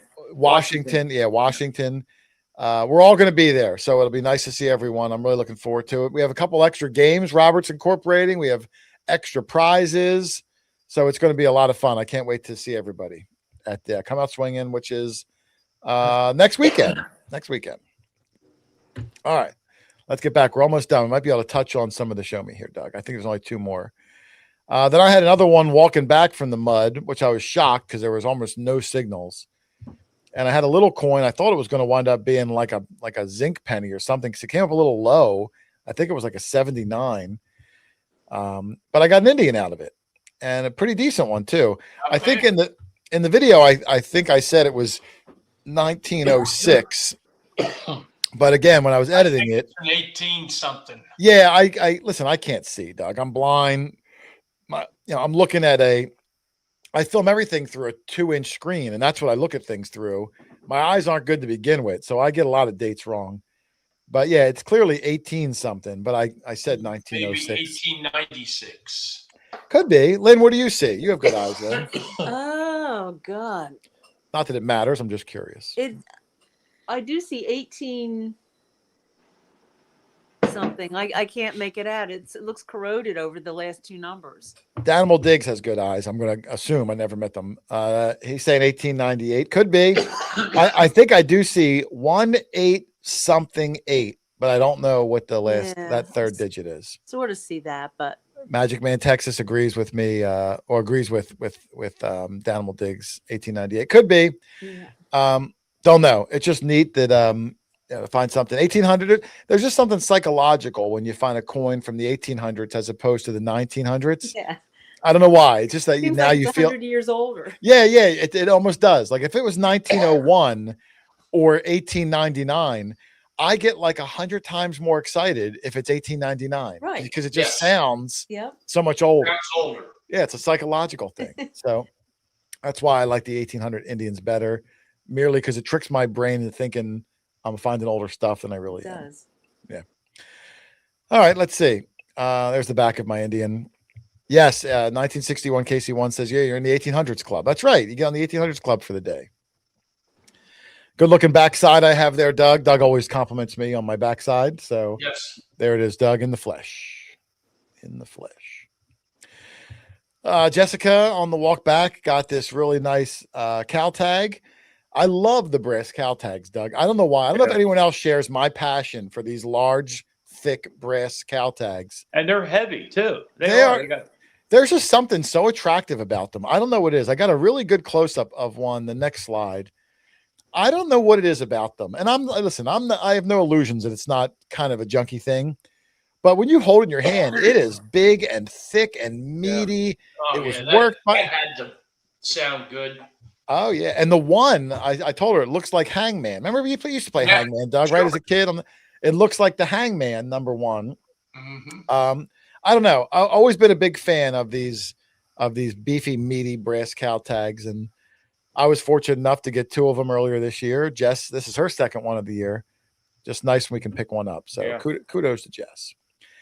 And then I got like a little, the next one's like my Ansel Adams. I tried to get like a cool little like a landscape shot of Jess holding it. I'm not sure what I was going for there. Ansel Adams has nothing to fear. Metal Protectorist is saying, unfortunately, Robert posted yesterday that Come Out Swinging registration is closed. So if you didn't get your tickets, it looks like he might be closed up for next week. I would still, if you want to come, I'd still reach out. Maybe you can get on a waiting list. Sometimes people get sick. Charlie himself has come down with a little bit of a cold. Yeah. Maybe you can pop on to the alternate list. But it may be it happens. Sometimes people don't show up. They just things happen. Things happen. And then I think the last find of the day, again, from Jessica in the backyard as we were getting ready to walk to the cars, called me over and got a big metal ball on the ground, Doug. And you know we love these metal balls in the ground. Yeah. As she handed it to me, I was able to see it was a complete, full-size, beautiful bell, crotal bell, pedal bell, although this one didn't have pedals on it. I don't think it was colonial, but probably 1800s at least. Right. Jess brushed it all down, and I said, well, we'll go walk to the car. And I got a little video, Doug. I'll do this full screen. I think there's sound on this one because it's a crotal bell. We're going to play the sound. So here we go. First time in X amount of years. There it is, Dougie. Were you able to hear that, Doug? Yeah. Yeah. Oh, okay. I couldn't hear it in my headphones. Yep. But yeah, that was Jess's crotal bell. They always sound a deeper tone than it actually sounded back then because the ball inside gets rust around it, which creates that lower tone. It probably would have been a lot higher. I don't have to tell people out there what bells sound like. You guys all heard bells before. But just try to imagine the sound of a whole strand of those with different sizes, graduated sizes on the length of the strap of leather, and it's got to be a beautiful sound coming down the road. I agree. And if you look at the shank on this one, that looks like a hand-drilled shank to me. Lynn, what's your idea? That looks hand-drilled, which is why I think it's a much older one. It kind of does. It looks worn to me, like it's almost ready to break through, or it did break through at the top. Yep. Yeah. So I think it's really nice. I don't know if it's 1700s, but I don't think it's 1900s. So I'm just going to go in the middle and say 1800s. Could be wrong. Could be wrong. What do I know, Doug? And then I think that wrapped it up. Got a little goodbye there. I think everyone else had left at this point. It was just me, Jess, and Charlie. Wrapped it up. And I think I have one picture which I really love. I got an instant text from Green Mountain Brad. Stealing his ideas. Well, he loves the AI stuff, and I only like to dabble in it. I find a lot of people when they see AI thumbnails get turned off, so I've been hesitant to use them personally. I know when I see a totally AI thumbnail, I'm not sure what to make of it. It just looks like it might be cheesy, so I try to incorporate AI very gently. You know what I mean? So that one is, partial AI, partial non, but I thought it was pretty cool. No. So shout out to Brad. I thought jumping rope, Doug doing that, I thought that was AI. No, that was the real deal. Doug, you didn't see that? No. Oh, Doug, I'm so disappointed. Let me get rid of this because we're going to jump into what time is it? We're going to do a little bit of show me. We'll see if we can get done to show me. Hold on. Okay. All right. Sounds great. Let me close out of this. I have to bring up the other video file. So give me a second here. I thought we would have lasted longer. I did get this hat from Casey at Show Me. Oh, I'll put you on the big side. Hold on, Doug. I'll put you on the big side. Go ahead. Show off your hat there. Isn't that nice? Yeah, he sent me a one also. I have mine on the floor here. I was going to wear it today. I actually, when I went out today, I wore my Detecting the Heartland hat, which was nice. So yeah, we saw Casey there. I'm going to bring it up and we're going to go over some of them. Is he in the chat? I don't know. I don't know if he's here or not. Give me a second. Let me bring this up, move this over here.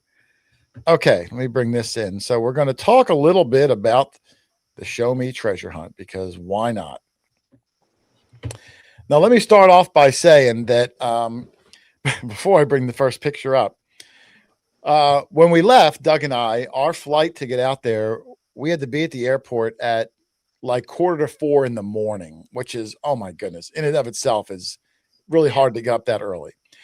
But I thought, the TSA will be a breeze, like how many people could possibly be there at 4 a.m.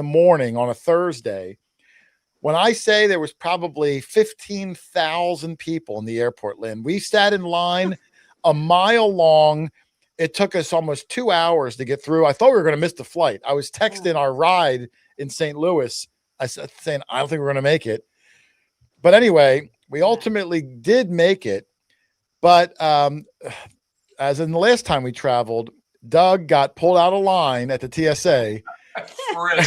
And I got a shot. What is that? That's the TSA agent copping a My feel gosh. of Dog Tag Doug in the Wow. Philadelphia airport. No way. Now, I Yeah. will say, Doug's getting so used to getting the pat downs. I'm disappointed if I don't get frisked. Yeah, Doug didn't even complain. The last time, like, Doug was like mad, he was yelling, and like I said, Doug, stop it. They're gonna kick us off the plane. This time, like, Doug was like, ooh, can you go a little lower? My gosh. So that was Dog Tag Doug getting a little feel cop there from the TSA. At least he said he was a TSA agent. I don't know, just could be some random guy. He had the uniform. Yeah, you don't really know. So that was the first one there from Dog Tag Doug. I'll make these a little smaller. Hold on.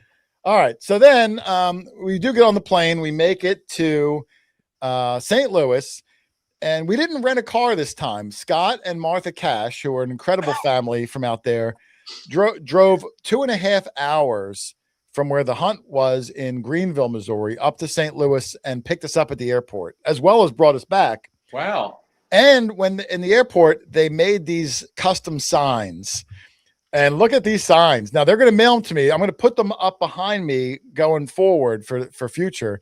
They were holding these signs up that said, Jason, quarter hoarder with the quarter, and Dog Tag Doug with the dog with the dog bone. That's very cool. Yeah, they were beautifully made, and it was kind of a tongue-in-cheek thing, but they were so nicely made. I said, "Oh man, I can't just throw these away. These are fantastic." Yeah. So they're going to take them off the sticks and mail them to me. I was afraid they'd get crushed in my luggage, and I will add them to the wall behind me going forward for the Quarter Hoarder show. I see Renita. Renita is in the chat. Hold on. Let me do this, Doug. I can't have you be. It messes me up. There we go. I see Renita is in the chat. Mitch is probably in the chat too. I'm not really sure. Ultimate Finds Box. Eric is here. I'll get to some hellos as we go. But there's Mitch and Renita Barks. Where are they? Shout out to them. I have some photos coming up from the hunt of them. It was an absolute smashing success, Doug. The Show Me Treasure Hunt. One of my favorite hunts that we go to ever. And every year they knock it out of the park. Every year they put smiles on faces. And I just want to tell them. They're just so nice. Scott and Martha and Mitch and Renita, they're just so accommodating and friendly. And It is. And I'm sure this isn't true necessarily, but I've never, Doug, in the 10 years that we've hunted, I've never met a person from Missouri that wasn't super nice. And I've probably met 15 of them or so. I don't know what it is about Missouri. They're always exceptionally friendly. But that's Scott and Martha Cash there who picked us up. Not only did they pick us up, Doug, but when we got there, they gave us their spare car to use for 4 days in case we needed to go to town or anything. Like, who does that? Like, I felt we couldn't get it washed before we gave it back to them. We wanted to take it to a car. There was a little car wash in the town of Greenville. It But didn't have any water. The car wash had no water, Charlie. Like, what kind of car wash has no water? Right. Doug was going to spit all over it. And I said, Doug, we can't spit all over the car. At least the line wasn't long, I bet. No, like there was no Oh, water. my So gosh. I don't know if there was a shortage or what. So I felt bad. The car was almost like a different color when we returned it because of the fine layer of dirt. Well, someone told me Missouri's a dry state anyway, so that's Well, why. a lot of, I think they referring to alcohol, Charlie. yeah, I'm not sure. But when you go to these big events, I mean, these big events, you need big lands. You're usually off the beaten path in farmland. It's not like you're in the big city for a 300 person metal detecting event. It's almost expected to be in the middle of nowhere. Right. So that was the Cash family, our first meeting. It was great seeing them again. At the airport. Here's a little video, no sound, of this is standing on the deck of our cabin, looking out over to the lake. It was called Lake, I'm going to mess up the name, Otaki. Oh, does that sound right, Doug? It's like a Native American name. It's something like that, but that's not it. I know. I'm sorry if I messed it up. Lake Otaki or something like that. And you can see this is the view. Like, it was so nice. And we had beautiful weather every day. It was a little, it went from like 85 to 90 the one day. And there it is. Otaki. Otaki. Okay. I said that, I thought. Did you? I thought I said Otaki. Okay, maybe you did. Maybe I did. Okay. Anyway, you can look down. There's a bunch of cabins there. Had a hot tub on the deck, which we didn't get a chance to use. The caches brought their Starlink internet and set it up at the cabin for us, so we had internet at night. I mean, so that was really nice. And I didn't do a complete walkthrough of the cabin, but I thought I would show people the inside because they looked really, really It was nice. very cozy.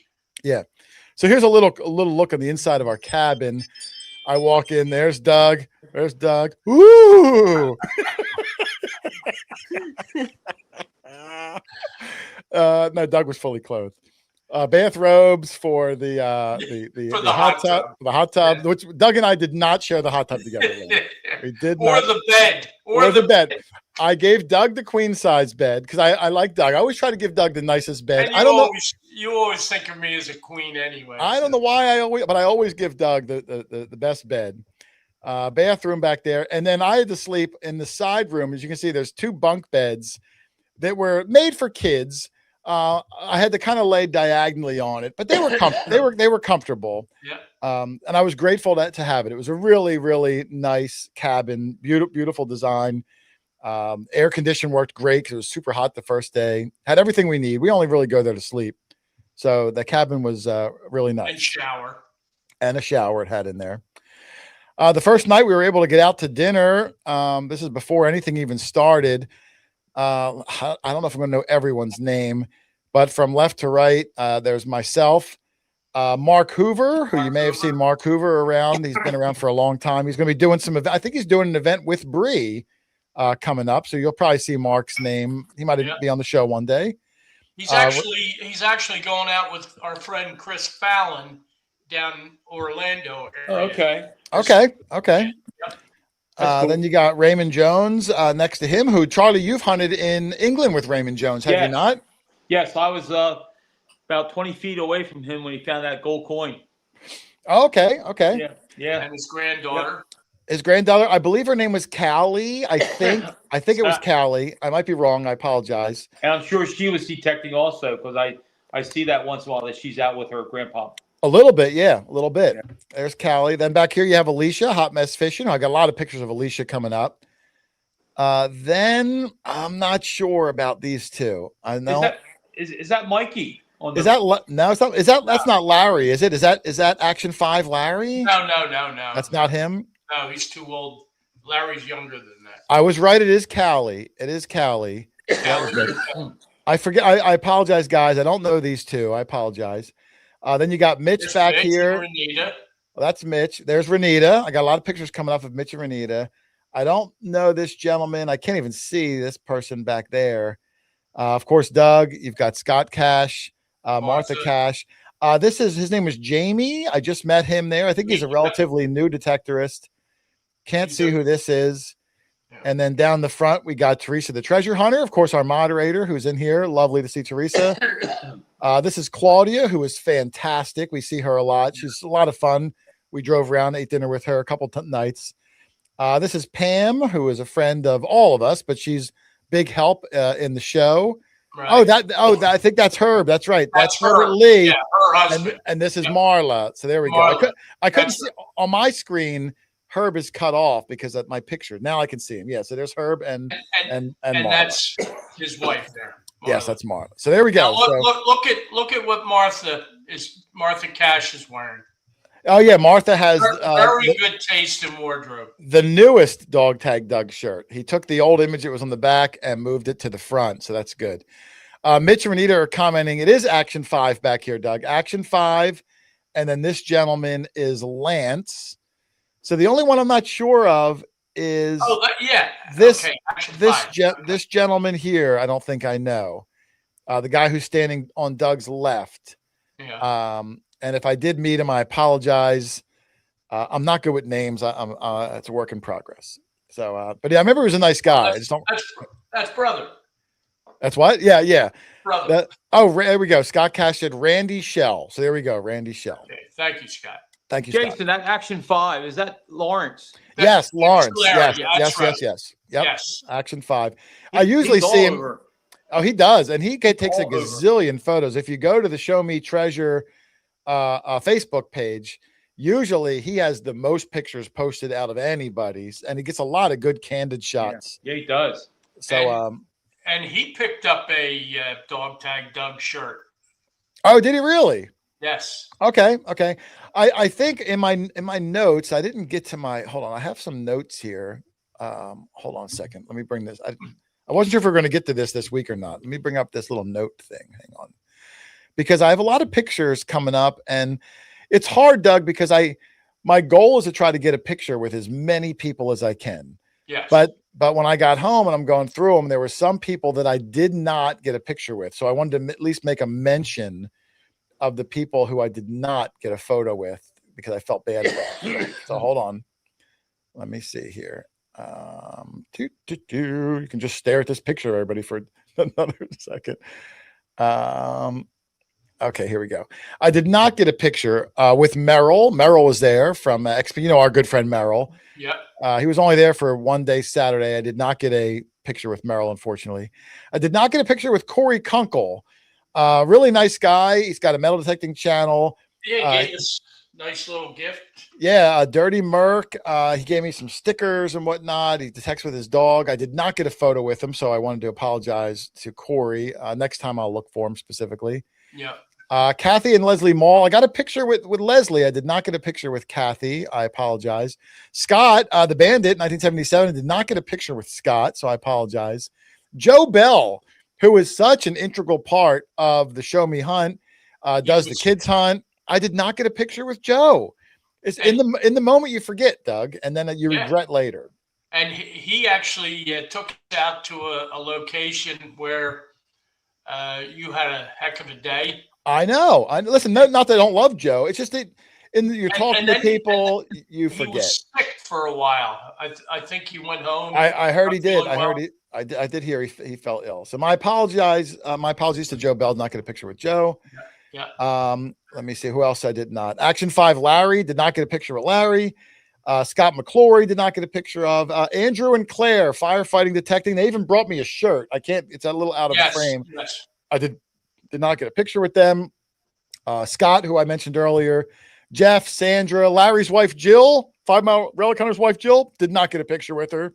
She's gorgeous. And there's a ton of others, but those are people that I talked to, I was with, I should have got a picture. And in the moment I blew it, Doug. I blew it. Yeah. So my apologies. No lack of love. I just didn't get the photo. Okay, now I messed up. Let me bring up my picture. We were pretty busy though. It was busy from start to finish. I was exhausted. Yeah. Okay, so that was dinner first night. Then there's a little picture that I took inside the restaurant of Alicia and Teresa. This is a quarter after picture here. All people that are quarter after people. So I want to thank them. We got a lot of good pictures of them. Doug, me wearing a white t-shirt out in public, first time I've done that in about 15 years. 15 years. Shout out to Digging Up the Carolinas, who gave me the shirt at Dig Stock and fit me great. Maybe I'll incorporate more white into my wardrobe. Okay. Probably not, but because I sweat a lot. I get dirty, Lynn. That's why. Yes, Alicia said we took that pic. Oh, look at that. We took that picture at 7:15. So at that time, we took the picture because this was a Thursday night.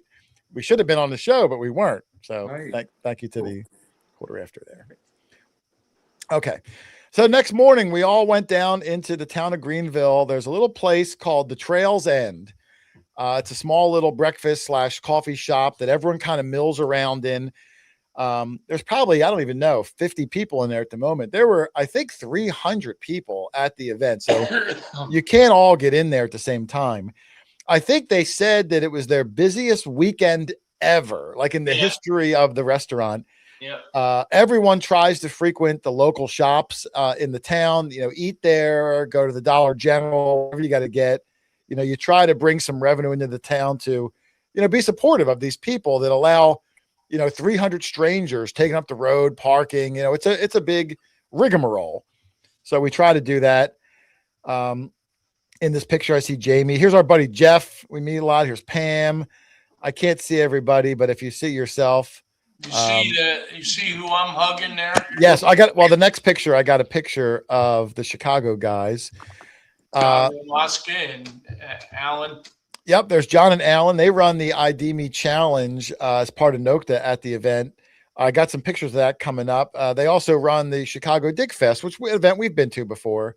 Yep. Nice guys there. So I did get a picture of the Chicago guys.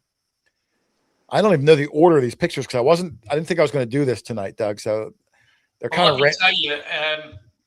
Oh yeah, there's a sighting we had of Sasquatch.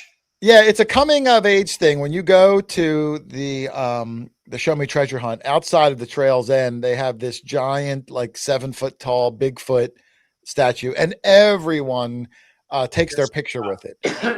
If you go to the Show Me Facebook page, you'll see everybody takes their photo. Somebody even made a metal detector out of just weird tchotchkes and put it in the Bigfoot's hand. I didn't get a picture of that. That would have been cool. But Doug and I did get a picture. I think I got a picture in front of it also with Mitch and Renita, but I don't know if that's in the show tonight or not. All right. Then we went to the first day. Mitch and Renita divvied up a lot of the people and sent small groups to all different places all throughout the town. And we wound up going to a Boy Scout camp. And this is our buddy Daniel, who we've hunted with before. And Daniel got he got like a 14 karat gold ring. Daniel Brown. Let me bring up a full size. I got a picture of the ring. Holy mother of God, Doug. I don't know where the heck Mitch was, but when he found out about it, he came flying. He was there within 5 minutes. Within 5 minutes. I mean, it's got a beautiful black onyx stone, big gold S. You can see high school in the middle. From this angle, you can't see, but on this side over here, there's an S, and on this side over here is a P. We think that might be this. It's 1964. Yeah. Wow. So just a beautiful stunner of a ring. And I think they were doing, I could be wrong. I missed some of the action. I think Mitch and Renita were doing like some sort of a prize for coolest natural find of the weekend. And if this didn't win, man, I sure would love to see what would beat it out. It was absolutely fantastic. Well, that person who lost that ring, they would be 79 years old probably. Yeah, I mean, if it was 64, let's say it's a Boy Scout camp. Let's say they were a teenager. They were probably born around 49, 48. So 46. they'd be, 46, they'd be 18. I'm trying to think they're maybe a little younger. Whatever they were. Yeah, if that's a high school ring, they were born in 46. It's the same year Judy graduated from high school. Oh, there we go. Same year. She was born in 46. She graduated in 64. And Daniel, the guy who found it, is like a rich. He's like a rich. Every time we see him, he always finds a ton of stuff. Were there initials inside that ring? No initials etched in it. No initials. No. That's a shame. Yeah, and Mitch thought he knew what the high school was. Like again, it said, you can't see it over here, S on the left, P on the right. I think he said South Piedmont or something like that. Right. But without initials, you really don't have a way to track it back to the person. So right.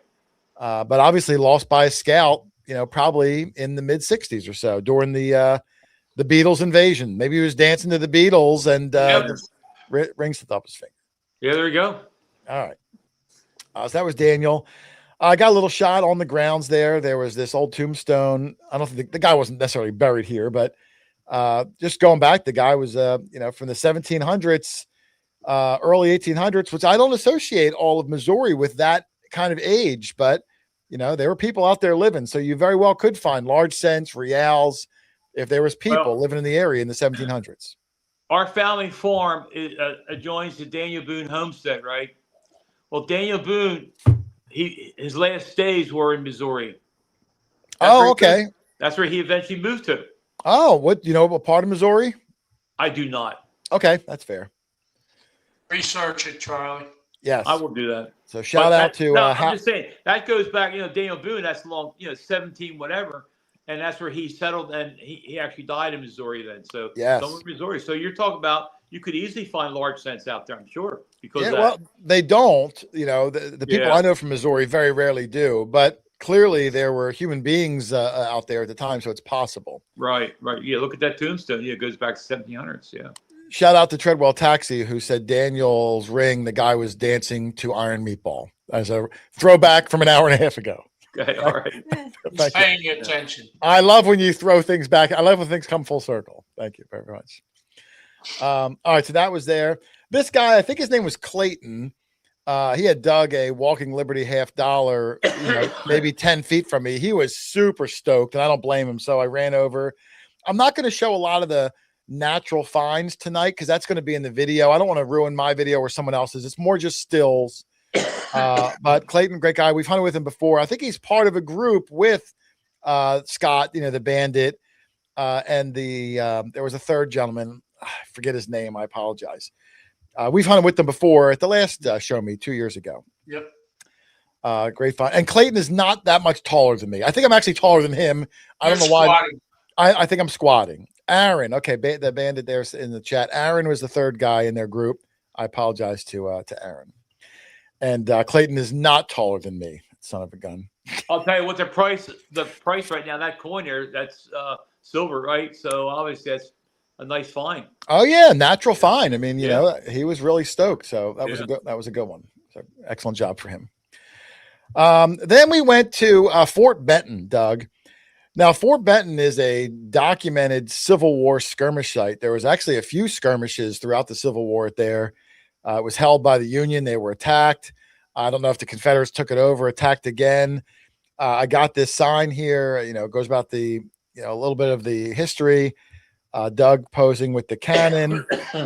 And then, if you want to pause this later and go back and read it, it does have a lot of information about Fort Benton. So now this, gets very rarely hunted. We hunted it 2 years ago when we were there, only for like a couple hours. Whatever you find is donated to the Historical Society. This is owned and taken care of by the Historical Society.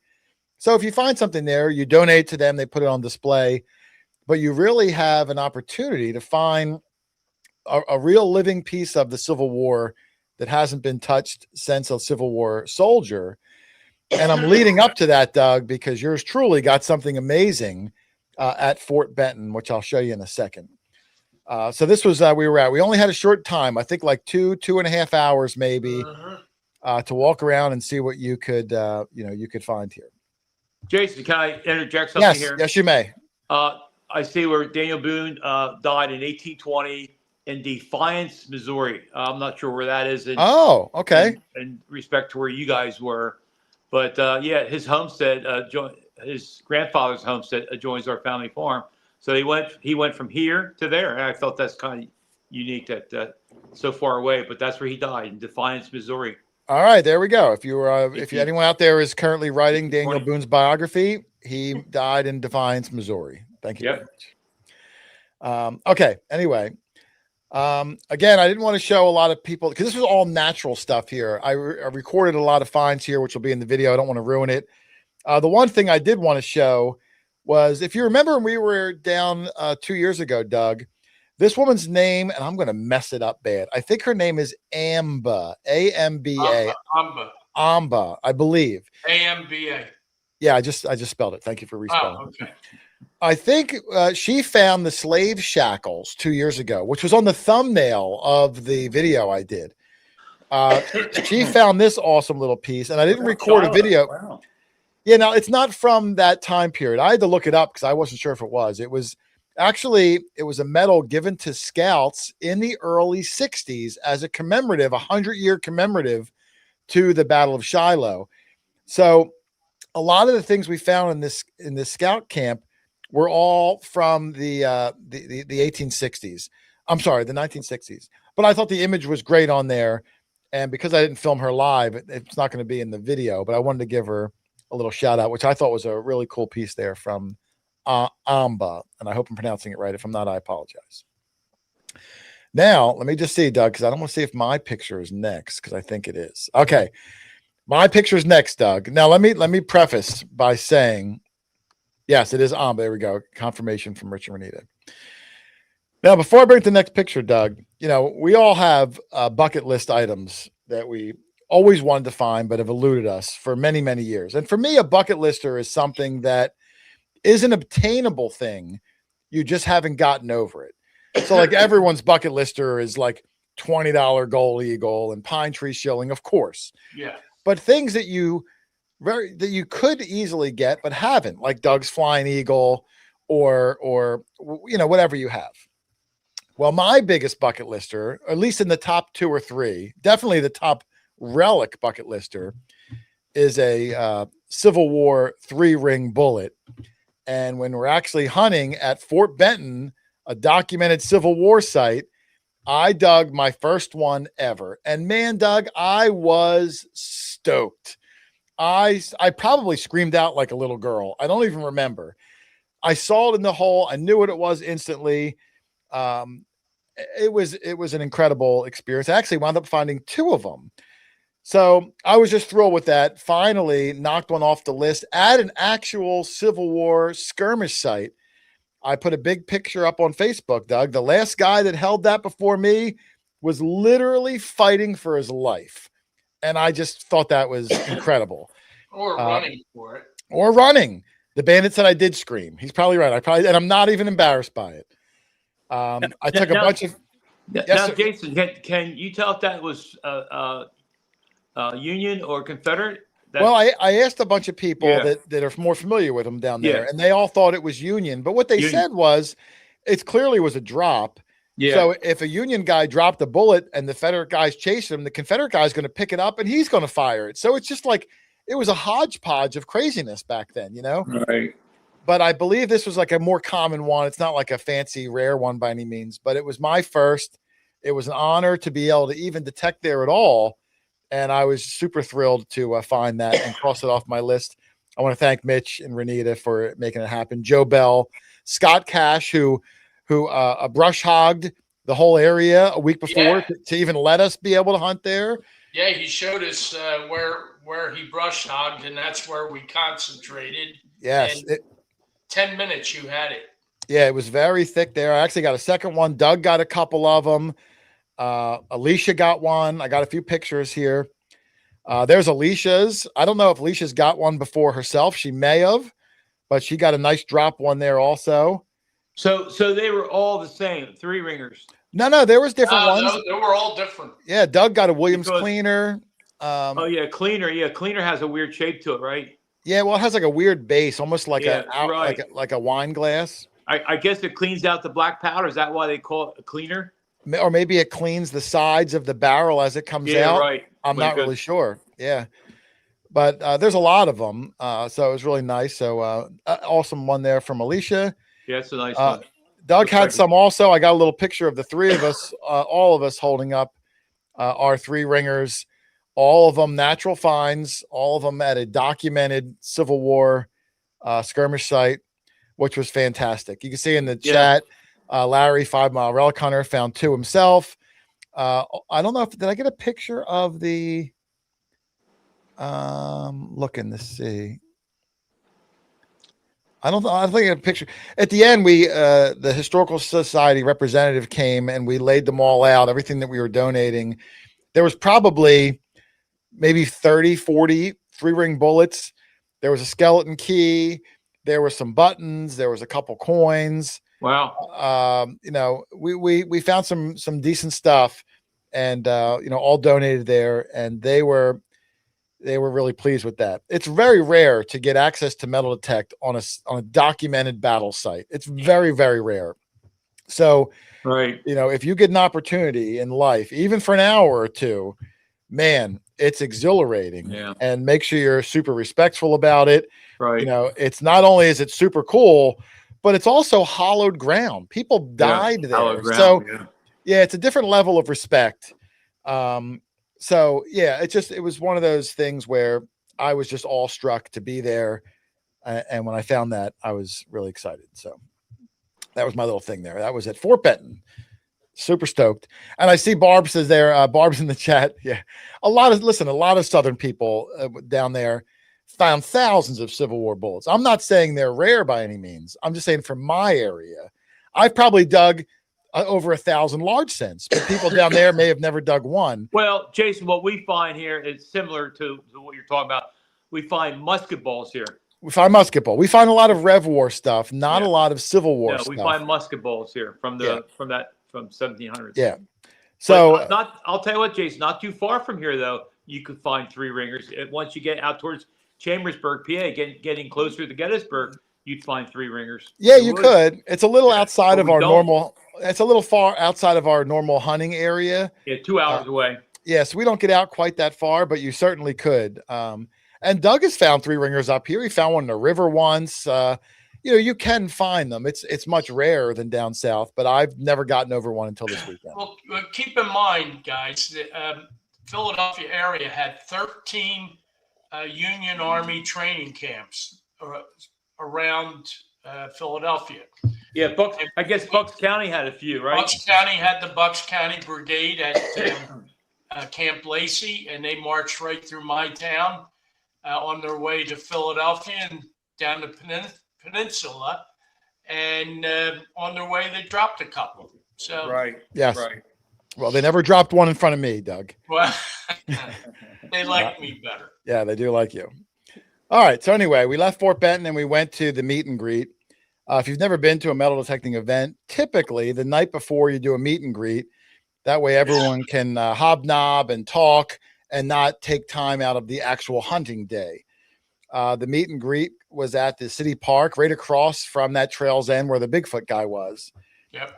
There's probably 200 people there. There's a picture of Larry Action 5 in the front. So I guess I did get a picture of him. Yeah. So here you go over all the rules. Mitch will stand up there on the stage with Renita. You go over all the rules, any information you want to do. Yada, yada, yada. And it's a place to hobnob, meet people, make friends, that whole thing. Went on for maybe an hour and a half or so. A lot of prizes were given out too. I think I don't know if these pictures are in order, Doug. So let me see. Okay. There's Mitch just going over some stuff. There were some prizes given out here at the event. I don't know this gentleman's name. I apologize, but he won. Looks like a simplex there. Look at the guy's shadow. Whoever took this picture, you see the shadow at the bottom. The guy doing this. It looks like Doug going through the security line at the airport. I have no idea who that is, but yeah, nice simplex new generation winner there. There's a Legend 2, the first Legend 2 that we gave out over the weekend. Alicia, how many Legend 2s did we give away or people win, including the ID Me Challenge? I'm going to guess maybe 6, something like that, along with Legend 1s and scores and probably 6 or 7 AccuPoints and Simplexes and Findexes. Nokta, shout out to Nokta. They really came through. They made the event super, super successful. So that was fantastic. All right, let me see. So there's another shot there of the Legend 2. That's actually a good picture. Look at the composition and the blurry background, Doug. That's an aperture of, I'm going to say 1.8 aperture. That looks like Doug when he was young, that guy. Oh, did he? Let me go back. Maybe a little, maybe a little bit. I think so. Yeah. Doug was a pretty good looking guy there when he was, Yeah. You're talking about this guy or the guy in the box? the guy in the box. Okay. Doug never had a good looking backside like that, though. I saw photographs of Doug from when he was a young man. He's very, very good looking man. Yeah. I'm not saying he's not good looking now, but okay. I'm weathered. All right. Stop giving Doug a big head, Charlie. You're giving him a big head. My hat's coming off. I got a picture of this little youngster with his metal detector. I have no idea his or his mother's name. Just thought he was a handsome little guy. His coil looks like a Pokestop, like from Pokemon Go, Doug. Looks like a Pokestop. Yeah. This guy, Doug, this is a great story. Yes. If you remember, when I had Mitch and Renita on the show, maybe a month or two ago, Charlie, I don't know if you were on the show that night or not, Lynn, if you were on the show, they gave away a ticket to the Show Me event. Now, whenever we have a guest on and we give tickets away to an event, I kind of assume that the winner likely won't be able to go because they might live in another part of the country. A ticket to an event does not include airfare, hotel, rental. Right. So like often when you give away a ticket, that person never shows up. Right. And that's fine, you know. But he did. Well, I'm getting to that. We drew the winner on Mitch's show when Mitch and Renita were on, and the guy's name that won was like R. Biasi or something. I said, I don't know who that is, but the guy did reach out. He got his ticket, yada, yada, yada. Well, we're at the meet and greet, and this gentleman walks up to me, Ron Biasi, and he says, he just comes up to me out of the blue and says, I'm here. And I'm like, that's great. Who the heck are you? And he says, I'm the guy that won the ticket. And I was so stoked. He came down, he drove down from Illinois. I'm sorry, I'm not supposed to pronounce the S. He drove down from Illinois. There's no noise in Illinois. Maybe 12 hours, came by himself, never has been to a metal detecting event ever, fairly new to the hobby, came down because he watches the show. He knows some people in the community. He had a great time. Everyone accepted him. So I wanted to make sure I get his picture in there. Shout out to Ron, who won the ticket on the show, took advantage and had a great time, found some amazing things. I think he won a good prize too. Maybe a detector or a pinpointer, I forget. But awesome guy there. So I wanted to give a shout out to Ron, who was there, partially due to our show, Doug. Yeah. So and a super, super, super nice guy. That's a great story, Jason. Yeah, it was nice to bump into. Yeah. So that was Ron. Then that night we went out to a restaurant afterwards. We went to a Chinese, all-you-can-eat Chinese buffet with the Chicago guys, John and Alan. John and Alan.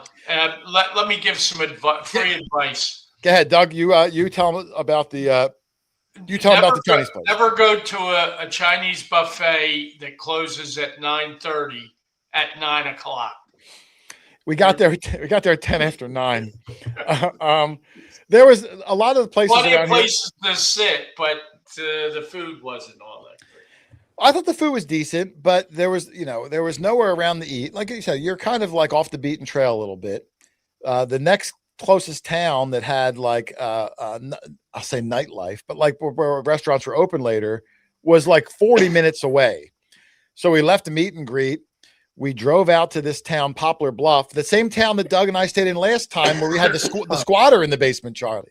Yeah. Wow. Drove into that town, went to this place. I'll give him a shout out. It was called Feng's, F-E-N-G, Feng's Chinese Buffet. But they closed at 9:30. We walked in at like 5 after 9, give or take. So I was in the middle of chewing, and those Chinese people, they don't care. They walked right over and they're like, we close now, you leave. I was like, oh, darn it.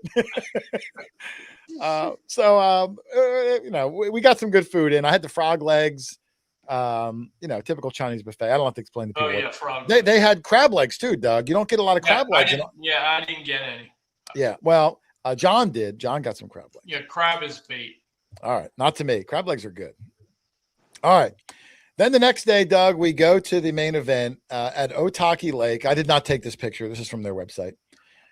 This is an aerial view of the lake itself, where everyone would have parked. All the tents would have been here. I didn't get those pictures because I didn't bring a drone, and I'm not that tall.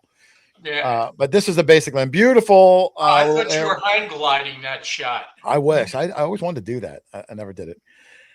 Beautiful area. I think it's like, if it's not in the Ozarks, it's like right next to the Ozarks, just a beautiful, picturesque. You saw the view from our cabin. Just a beautiful place right next to, what was the guy's name, Doug? The big famous camp next to this one, like the Don Johnson camp or something. Sam Baker camp. The Sam Baker camp. You can go there and camp. And this was the first day there. There's Dougie, me, Mitch, and Renita, who put on the event every year, do an absolutely fantastic job. We had beautiful weather. The first day, it was like pushing 85 degrees that first day, Doug. Yeah. I got sunburned the first day. And the second day, I had to wear a hoodie and a jacket. It went down to like 50. It got chilly. It did. But the first day was absolutely beautiful. I have no idea what these pictures are going to be. So as they come up, I'll try to explain them. You do another little last minute rules and regulations thing, at the place. So there probably someone's talking. You can see the silhouette of different tents. American Digger was there. The white tents in the left where all the prizes were. That's where this cash is, and Mitch Renita and all their staff kind of hung out. The Nokta tent is the black one off to the left. You can see some of the flags over here. The Garrett tents back here.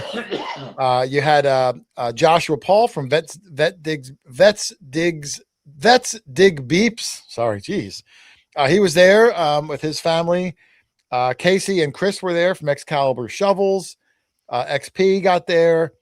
Heath was there with History Seekers. They had a double tent as the dealer for the event. If you needed to buy detector, pinpointer, all the gear, they had it all. There were heck, I'm probably forgetting. There was another guy that came up from Texas, had all his displays out. American Digger magazine was there.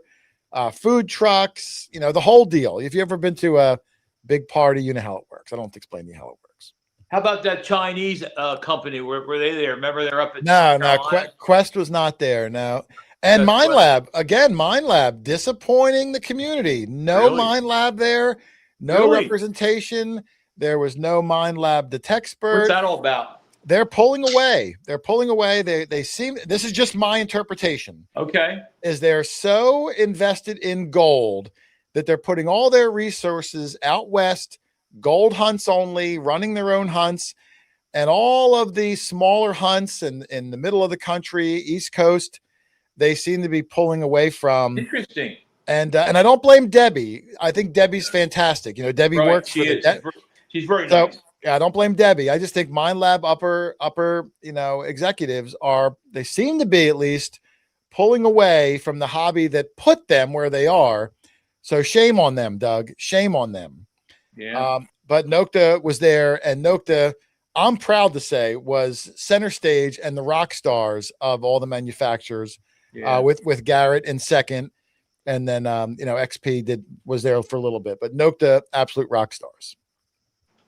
Yeah. All right, I'm going to get a nasty email tomorrow morning from Debbie or someone at my lab. No, you won't. I will. All right, there's another shot. I think Joe Bell took this picture. Joe Bell did have a drone, so I think this is his. You can see some people. This is starting off. This field was seeded with stuff. In the seeded field, they had actual silver coins. They had a lot of tokens that you could redeem at the tents for all sorts of prizes. Yeah. They had, I might even have pictures. Let me see. Do I have pictures?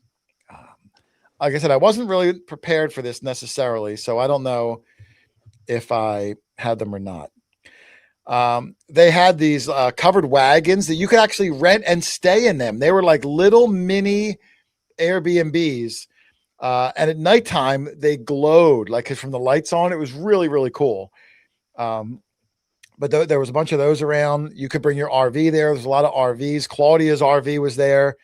There was a lot of them. Claudia's a beautiful RV too. She gave me a tour of it. It was fantastic. The driver and passenger seat, Doug, were leather recliners. I mean, I would have fell asleep driving. Yeah, that's the whole idea. Again, at the Nokta tent, prizes galore the entire weekend. I didn't even get all the people, just so many of them. I'll make it full screen so you can see it a little bit bigger here. You can see Doug and Alicia and myself there. This one is, I don't even know if this was a prize or if we were just giving things out.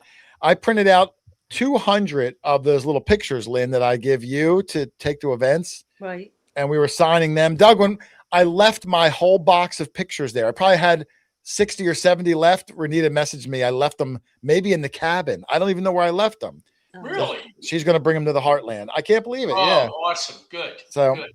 So if anybody is going to be at COS, you might be able to get an autographed picture. well, no, because COS is before Heartland, so they won't. Oh, that's right. Unless I order, maybe I'll order more. Never mind. We were signing hats. Everyone that attended got an orange Nokta bag with a black Nokta hat. We probably signed 50 or 60 of them. So everyone there got something. So many people got prizes. Alicia at the events, always a rock star. They're answering questions, helping people, giving things out. It's just the event in general is just such a fun, family-friendly event where everyone there feels included. I've been to some events, Doug, where, hey, the detecting's good, but it feels kind of cold. You don't really feel that family essence. I can't really describe it, but the Show Me event, man, you show up there, you just feel included. You feel like part of that community, and you can't put a price tag on that, Doug. Nope. You feel like you're related to everybody. Yes, you do. And the back, it looks like that's Clayton, the guy that found that walker. I want to say I should know his name, but I don't. I think he's from Minnesota. Okay. The one you just pointed to, and he was with another fella. Okay. But they're Yeah. nice chaps. Yep. Yeah. I'm not going to pretend I know everyone, but we got a lot of pictures here. There's the Nocta tents, of course, the Nocta flags, in our little section here. Another guy there, signed hat, signed picture with me, Doug, and Alicia. Just tried to get some. I tried to get some pictures of with the Nocta tent in the background that they put. Nocta puts on their Facebook, their website, whatever they did with it. So whenever someone comes up and wants a picture, I always try to make sure the Nocta tent is strategically in the background. There's another winner there. Looks like another Simplex, new generation, maybe the Ultra. I'm not sure. I don't even remember why he won this. Maybe Alicia does, but there were so many prizes Nocta gave out. I don't know if it was a drawing, if he found a token. I'm not really sure. So that was another one there. There's Casey on the right, the Key Date kid, Casey from Excalibur Shovels, and then Chris, who I think helps him out. So many different colors. He had some new designs. You can go to excaliburshovels.com. I really do think they're the best shovels in the business. You can get a custom color, custom length, custom width of your blade. If you want serrated on one side, both sides, inside, outside, upside down, D handle, T handle, like custom lengths. It's amazing. He does an absolutely incredible job. Powder coated to any color or color combination you want. So I can't talk about them enough. excaliburshovels.com. It was nice to see them both again. So shout out to Casey and Chris. And it was hard to get that picture because the wind was blowing. It kept blowing the flag up. I had to keep waiting for the flag to settle back down.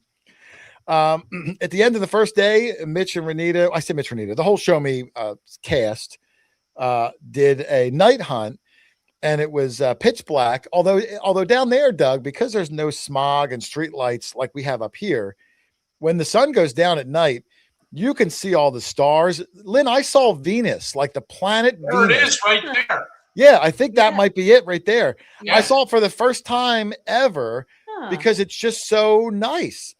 So, pitch black, but the stars are out. You can see them all. So everyone's hunting in the dark. I think this was pinpointer only. I didn't do it, but I think it was pinpointer only. And then for 30 seconds, Mitch had everyone turn on these fog lights. So you're blinded because your pupils are dilated. So you blast them on, everyone's blinded. And after 30 seconds, you turn them back, they turn the lights off. You're blinded again as your pupils try to, so you're bumping into each other, so it was a lot of fun. So that was the night hunt after the first of a long day of day one. Let's see. Oh, look at that. There's the Key Day kid. Buried in orders, worked 7 days a week for over 40 years. Yes. So I'm glad he's doing well. Like I said, I can't say enough. I wish he commented on the Hing with his Excalibur Shovels account, which we talked about, but go check him out, excaliburshovels.com. Okay. Night hunt. I don't know if this is the same day, next day. I'm not even sure. More winners. I forgot they gave away a bunch of their premium shovels, Nocta's premium shovels. Look, it's a nice shovel. Don't get me wrong. It's not anywhere near the level of Excalibur, and Nocta would agree. But they try to make a two-piece shovel for traveling, and it's certainly better than nothing. There's a little youngster there. It looks like he's got, I don't know what that is. That might be a Find X Pro. I think it's a Find X Pro. There with me, Doug, and Alicia. There is Jesse and Jessica, who were in here earlier. They won the Legend 2. We got to be very close with them. Really had some good long talks with them. They've been through a lot in life, and I'm not going to get into their personal business, but let's just say the fact that they have a big smile on their face is it takes a lot to get a smile. I think this might be them here. I think Jace Lee Memorial. I don't know if I want to get into their personal business, but let's just say I don't think I've been so happy for someone to win a metal detector than I were from the Lee family. So I wish I lived in their neighborhood. I'd love to hang around with them. Yeah, they're both very, very friendly. Yep. They came a long way. They were incredibly grateful for everything. The biggest smiles, the best people. and the fact that they won the big prize at the end. I mean, we we must have embraced on the stage with a hug for it seemed like 10 minutes, and nobody was booing. Like when Doug's on stage, people get bored and they start booing to get him off. Nobody booed when we were hugging the Lee family. Yeah. So kudos to them, and nice shot there again. Of course, Doug and Alicia with us, and they are in the chat, the Lee family. So thank you guys for coming in. Let me see here. There's another winner there, another Simplex New Generation. I don't know her name. Darn it. She told me. I don't remember. I apologize if I don't know your name. I probably know less names than people I do know names. So my apologies. And I'm going to have a bunch of them. I don't even know. This might even be the same guy. I don't even know. I don't even know. It's the same guy from the last shovel. But there was a lot of shovels. I just tried to grab a photo. Obviously, as you can see, my hand's not on the camera, so I have to try to grab a stranger to take the picture. You know, you do the best you can. There's a guy, I think that might be the same guy that won that Simplex New Generation. There's I think it's in there twice. It's not the. All right. Part of the prize is also that you could win. Like I said, they had painted pennies. If you dug them in the seated, you can redeem them for a prize. They had tokens you could redeem for prizes. They had piggy banks, and I think I have a picture of some coming up, stuffed with silver and coins. And I dug a gold ring that was in like a little metal thing. I don't know if it was real or not. I gave it to a kid. I dug a gold ring, but you could also get these treasure chests. I don't know how many there were. I didn't take this picture. I saw it on the Show Me Facebook page. I don't even know what was in the treasure chests. There was so much going on while they were doing this. I was probably off doing something else. But, you know, I'm seeing these big, giant treasure chests. I have no idea what's in them, but I'm sure it was packed with all sorts of goodies. The bandit said Clayton donated his ring. I donated mine, too. Well, I said donate. I gave it to a kid. I give all my painted pennies to kids, too. I told Doug my strategy at these events is I don't like to go out and hunt too long. I like to go out for like a half an hour, 45 minutes, just so people don't think I'm a fraud and don't really detect. But then I like to get off, get out of there and let everyone else hunt. And then during my half hour, 45 minutes, whatever I find. Lynn, are you awake? Oh my God. Busted. Lynn, you were asleep. I know it. You know what? I was So looking is at half my the phone. audience. You were asleep, I Lynn. know, but I was looking at my phone and fell asleep. Doug, I should have said anything and just see like starts drooling or find out if Lynn snores. Oh. All right, we're almost done. Lynn, How long was that? Like an hour? I don't know. I had the picture up full screen, so I didn't see you. And then when I came in, I was like, wait, is her eyes closed? Yeah, I was checking my phone on something, and then I heard you. I think you dozed off. I did. Yeah. Okay, at least she admitted. Okay, she Yep. admits it. That's okay. All right. Thank you for being bored by the show, Lynn. All right. Anyway, I forgot what I was talking about. Anyway, treasure chests were found. They also buried these tokens, Doug. I think I don't know how many there were, maybe somewhere between 5 or 10. And if you found this big old token, you could redeem this. And what you redeemed it for was you and 9 of your friends, 10 people total, can go to the Stars and Stripes National Museum and metal detect the grounds any day you want between that day and a year from now. So how cool is that? That's like 100 people. Cool. Yeah. So this was, I think it's Andrew and Claire from the firefighter. She got one. And a few people got them. Amba, I think it's Amba got one. Amba, yeah. So if you got that token, you get to come back and hunt the museum anytime the next year with 9 of your friends. Doug, do you have 9 friends? No. No, I didn't think so. Maybe you can go in our group. Maybe you can go 4 times and just bring 1 friend.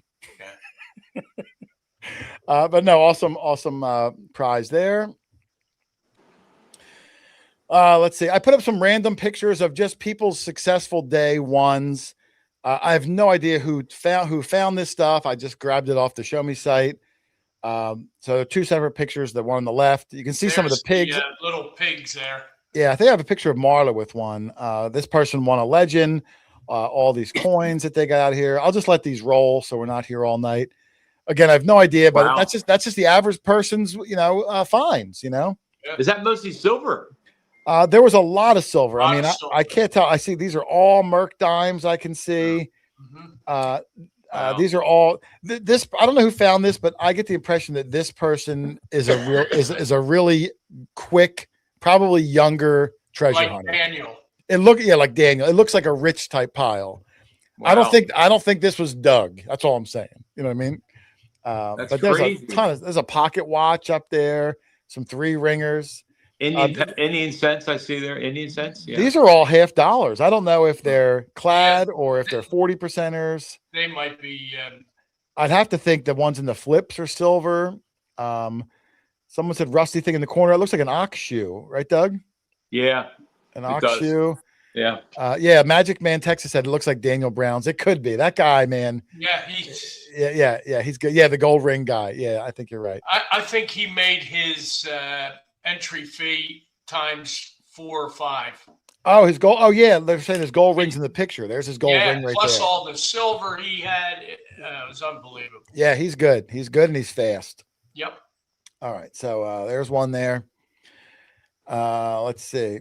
There's one here. It looks like Scott, somebody on the left. I don't know who this is, just a handful of random stuff there. Somebody won all that stuff. I don't know what this is, this big gold looking thing there. I don't know what that is. Gold bar? I don't think they had a gold bar. You know what one of the prizes were, Charlie? What? In the field, some of the tokens, and I don't know if I have a picture up or not. Some of the tokens said gold on it.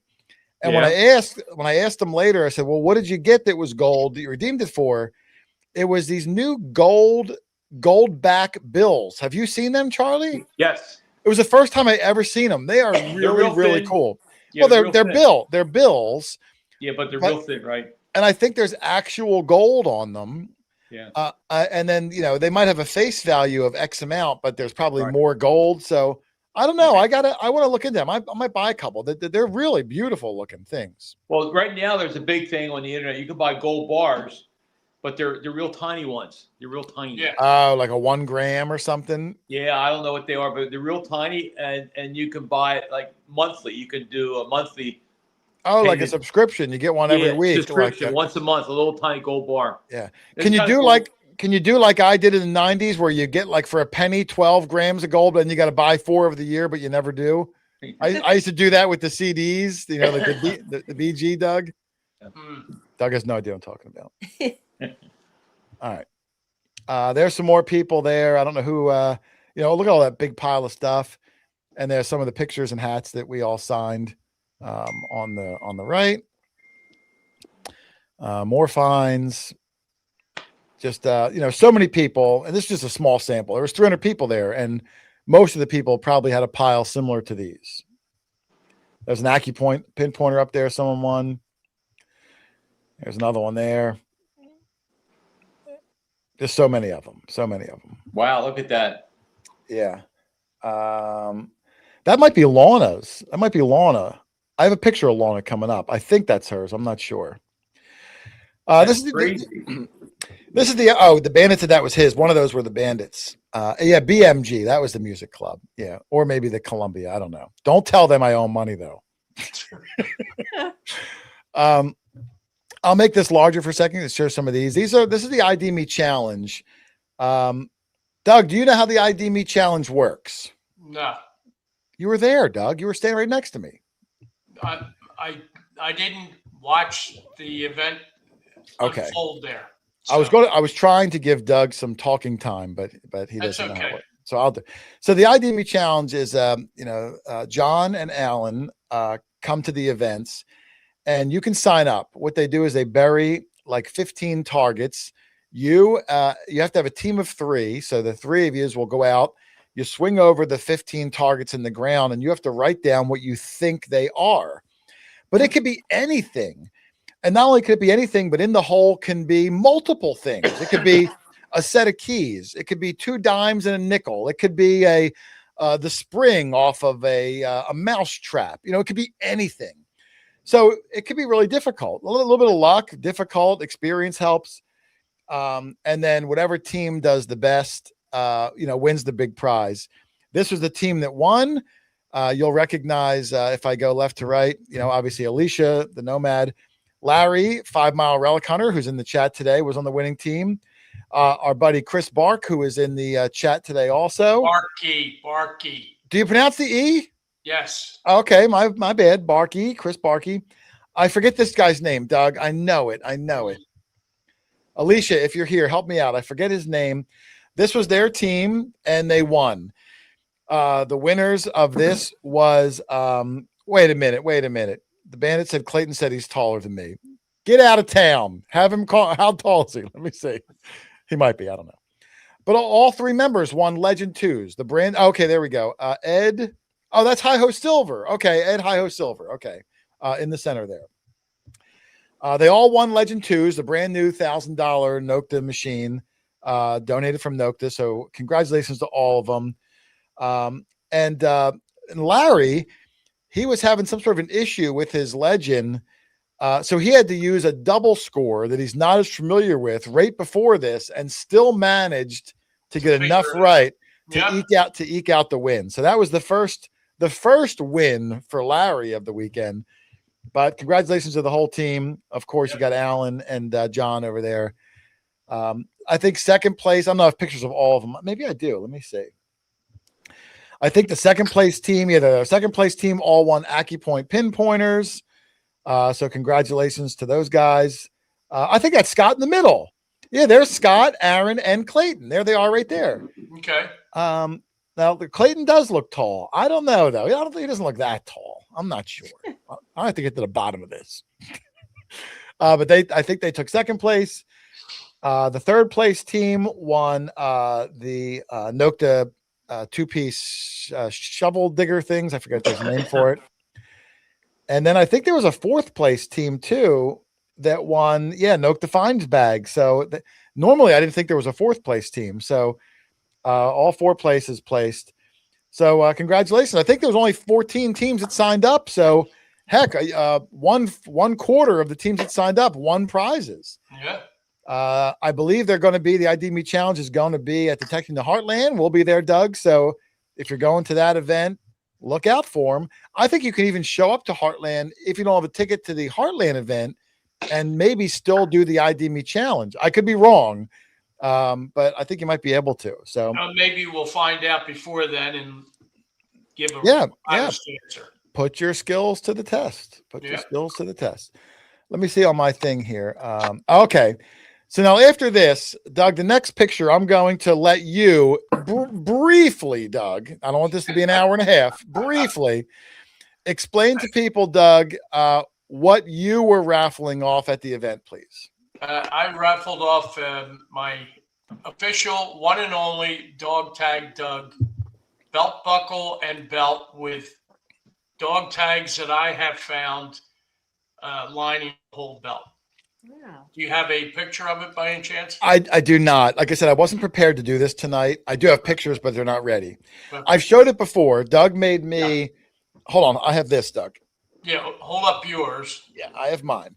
If you remember, Doug made me the custom quarter hoarder belt with the bracelet, and mine has silver quarters all down the belt that Doug found over the years.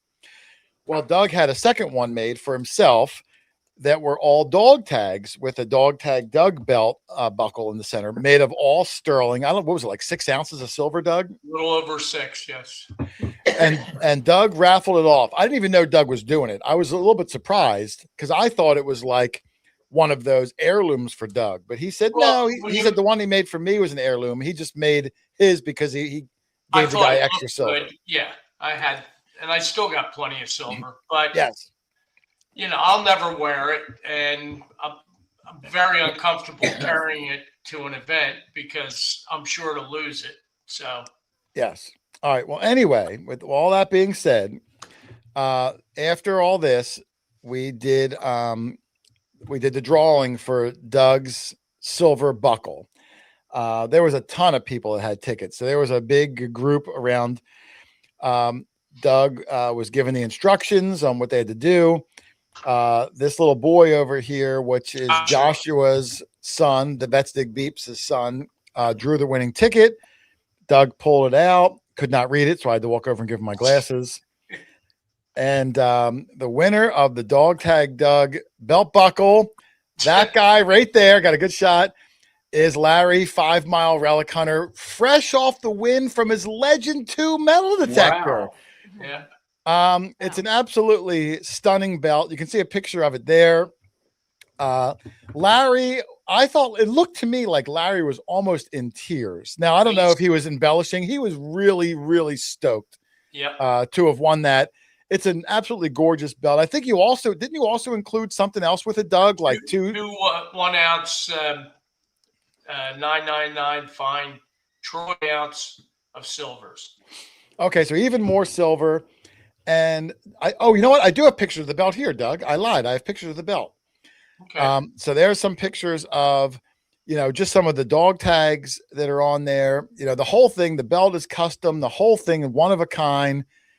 Some of the belts, some of the buckles that, not buckles, dog tags that Doug's found. That one looks like 1916, Bucks County. There's one, I don't know. Burlington County, Somerdale, New Jersey, Lehigh County. That Lehigh County I found up in one of Charlie's permissions, all over. Yeah, but the belt is beautiful. It was amazing. I don't know if I didn't have a good picture of the buckle itself. Let me go back. I'm sorry. I didn't mean to show that. But the belt buckle itself, let me see if I can go back quickly real fast, just so you can see it. You can see it in Larry's hand there. It's just like mine, big giant belt buckle, all silver, says DTD on it.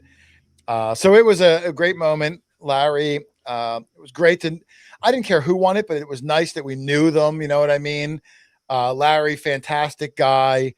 And you could tell he was really appreciative of it. I think he's wearing those sunglasses because he was tearing up a little bit. I could be wrong, but I think he was tearing up. So really happy. Congratulations to him on an absolutely fabulous prize there. All right. Anyway, after that, we all went out to dinner again, and you might have saw the picture. This was after dinner. Love this photo, Doug. We got a whole bunch of us together. It looks like Butch Holcomb over here. It looks like he's taking a dump, and I was going to Photoshop a toilet, but I didn't want to embarrass him. He's just trying to squat to get in the picture. But a whole bunch of us there. Herb in the back, Alicia. There's Heath. There's Mark Hoover. There's Raymond, Teresa, Martha and Scott Cash, their son Josh. Down the front, there's me kneeling, Amber, Marla, Doug. There's Callie again, Claudia, and then Debbie and Butch from American Digger magazine. It was just really nice, like I said, to get out and just go hang out with people, sit down, share a meal. You know how it is. I don't have to explain to you how friendship works. And then after that, I just have some random pictures, I believe. Random pictures. Let's take a look, Doug, what I've got in the random pictures. These are the ones I didn't quite sort out because I didn't think we were doing this show tonight. Okay. Some field pictures there. Me, Doug, Claudia on the left, and Alicia. The bandit said I'm getting good with the names. Thank you. I'm trying. There's a lot of pressure. There's me, Doug, and Pam, who was one of the helpers. She was everywhere. And she's one of those people whose smile lights up the room. You know, there's people that when they come in and they smile, you just feel good watching them smile. That's how Pam is. Wonderful person. Yep. Let's see here. I know I'm going to butcher some of these names. That's Ski Searcher on the left and Matt in the center. I'm almost positive. I know it's Matt in the center. I don't know if Matt is Ski Searcher or if it's the guy on the left. Really nice guy. They invited me over to their cabin, gave me some like fancy special soda. Really, really nice guys. I enjoyed my time with them. There's Scott Cash, Martha's Cash, and Josh Cash in the background. Again, we talked about them all, Hunt. Incredible people. So kind to us. I really don't think Doug and I even would have went, or could have went, I should say, could have went, if not for the Cashes. So I can't thank them enough. There's Ron, the guy that won the ticket earlier we talked about, with Renita in the center. Of course, that's me on the right. Hopefully you know who I am at this point. There's Casey from Excalibur Shovels on the left, his buddy Chris. Again, myself. I just try to grab photos when I remember. It's not always easy to do. You forget. There's Doug. There's Butch from American Digger Magazine. I want to come back to the middle one. Me, Debbie. Darn it. What is her name? Son of a gun. Eddie Bauer. Alicia, help me out. Or Teresa. Son of a gun. I can't. I'm so embarrassed. I'm going to get an email for this tomorrow too. I'm just going to wait a second because I want to give her a shout out. I don't remember her name. She said I met her before, but I didn't know I did. Allison. Thank you. I apologize, Allison. Wonderful, wonderful, wonderful. So they're gonna try to come out swinging. They might be there. I'm not sure. My apologies. I'll try to remember next time. I'm a terrible person. There's Amber Heath from History Seekers, as well as myself. There is that's Rob Rizzo,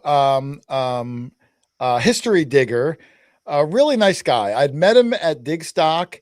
Digstock was incredibly busy, Doug. That line, hundreds of people. I didn't get much time. Really got a chance to talk with Rob. Really liked him. Thought he was a really nice guy. Enjoyed his company. I wouldn't be surprised if we do something with Rob in the future. We'll see. But really enjoyed him. Rob also does a live stream. So make sure you, if you want to check him out. I don't know what day it is. I apologize. But I know he does. I've watched one. It's really professional. So Rob Rizzo, History Seeker. I'm not History Seeker. I forget. I'm sorry. There's Doug, Mark, Hoover, and myself. Doug, why do you wear your name badge where you wear your name badge? It's in case my zipper falls down. There's pictures of you with like posing with people, and your eye immediately is drawn to your crotch area. You gotta wear that thing high. All the time. Now, when I had it on my jacket, I took the jacket off. I had it up on the lapel. Okay. And then when I was digging, the wind kept blowing it into my face. So I decided I had to put it somewhere other than up near my face, and I just put it on the bottom. All right, let's find another place going forward. So try to explain that to a TSA agent.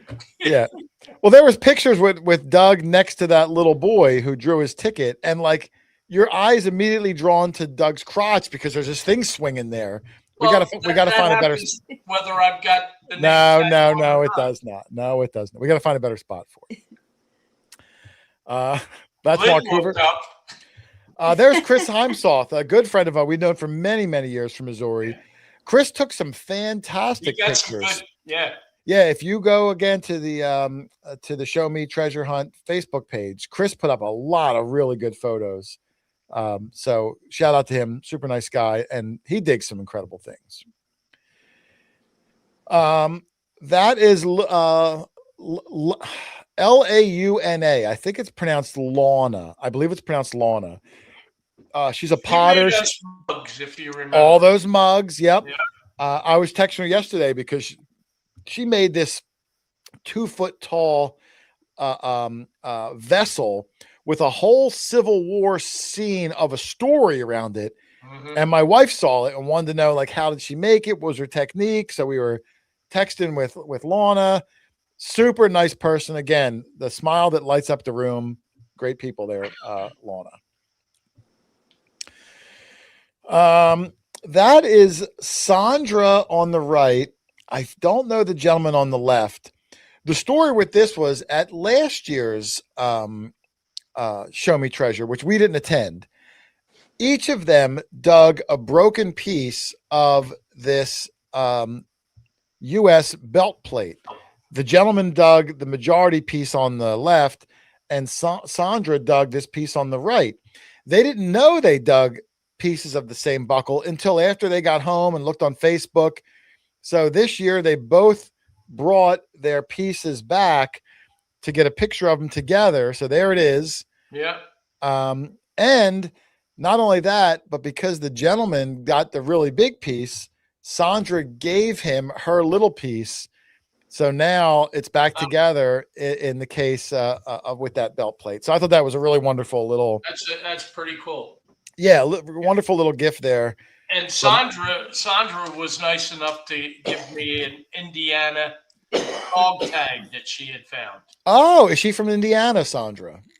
Well, the dog tag was. I don't know if she is. Okay. She was really, really nice. I don't know. Oh, Larry's saying that's Ray, the guy. I'm assuming he's talking about the guy. I didn't know him personally, but shout out to Ray if that was Ray. Let's see here. I don't even know how many more I left. I don't think I have a whole lot left. This guy's name is, I believe it's Rick. Rick. Yes. And what Rick did, which was really, really neat, and of course Alicia on the left. That's a nice picture, Doug. It's a nice. The sun must have been a golden hour picture. There's no shadows or anything.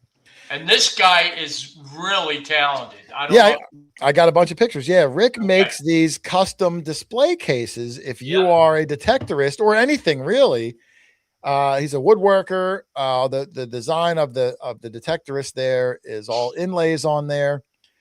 You know, there's a guy on this particular one, a man on one side, woman on the other side.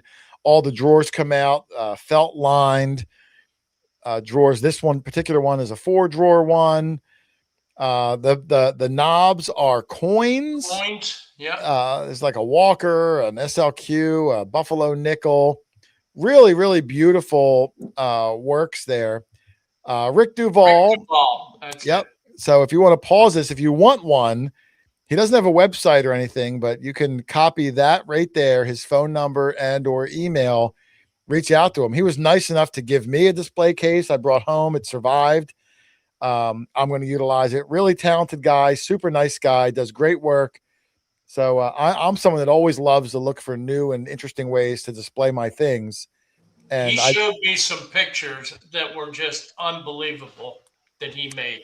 Oh yeah, he makes all sorts of really cool stuff. Yeah. Super talented guy, but I thought, oh man, what a great way. Oh, look, Show Me Treasure said he bought one of his small display boxes. That's great. Oh, and Eric is here, the Cape Cod father. Welcome, Eric. So yeah, shout out to Rick. Again, you can pause the thing here and reach out to him if you want to get a display case. That did a great job here. Let's see what else we got here. And there's a small one there. You can see a Native American on the left. All right, well, that was Rick's stuff. There's Chris Barkey, our good friend Chris, one third of the ID Me Challenge winning team. Chris makes those custom glass marbles, Doug. Yes. That he didn't bring any this time to show me. I don't know, but he brought them the last time I saw him. Really, really talented with the glass. I don't know if that's melted or blown, or I don't know how he does it, but all sorts of cool swirls and whirls. Great guy. The first show me we were at, he found belt plates and all sorts of crazy stuff. I don't know what he found this hunt, but I know he did win the Legend 2, amongst other things. Chris Barkey, pronouncing the E, Barkey. Correct. All right, let's see here. This guy, I don't know his name, but I can read it. It looks like it says Richard. Okay, Richard. Again, that must be a golden hour picture. Really nice lighting there. Alicia, you look great. Look at that, how good our complexions look, Doug. Yeah. When the sun's in the right spot, I'm a solid 3 during the day, but when the sun's at that spot, I'm like a 4.7. Okay. Darn it. I don't remember his name. Anybody help me out? I forget. Really nice guy. He was smiling the whole time. I don't know why he's not smiling there. It looks like he was grumpy there, but he was not. He was super friendly. Can't remember his name for the life of me, though. Chris Nelson. There we go. Thank you. Chris Nelson. All right. My bad. I'm working on the names. I'm doing my best here. Let's see. That is Pam again in the center. This guy, son of a gun. Was it John? No. Jeremy? Again, somebody help me. This guy also had a food truck there where he was making crawfish. And why? John Hunter. Thank you, Scott. John Hunter. Why we were there, he told me his brother was at an event in Texas and just won an award for best crawfish, like in the country or something like that. And I'd never tried a crawfish. I shied away from him 2 nights before at the Chinese place because I told you it looked weird looking at me. Alicia calls them mud bugs. But, but he's like, no, I'm telling you, you're going to love it. I tried one. They were delicious. They tasted like a mini lobster. They were a little spicy. My Yankee tongue isn't used to the spices, but it was delicious. And he was selling them by the tray loads. So if he comes to the next show me hunt, I'm going to have a glass of, I need milk when I eat spicy foods. I'm going to bring a glass of milk and sit down and enjoy an entire tray of crawfish. So thank you. Excellent job. John Hunter. Shout out to John. There we got Doug, me, Jamie is the guy next to me, and I forget her name. Darn it, I'm terrible at this. I forget her name. I apologize. Jamie, relatively new detectorist. I think he's only been detecting a few months, Doug. I think Renee. Thank you, Scott. Renee. Thank God Scott Cash is here. Jamie's only been detecting a few months, but I think he's already got like a Manicore or something. Super nice guy again. I think he was also helping out with the event in general. Yeah. So really nice guy. Oh, goodness gracious. Scott, you still there? Don't remember. Son of a gun. This is a random tent photos. I don't remember. I apologize. This is terrible. This handsome fella, we're just going to call him brother for now. What's up, brother? I'm not sure. Troy, thank you. Well, that's Dangus Squatburger. Is that even right? Does he even know? Oh, no, I'm getting other Troys. Okay, it was Troy.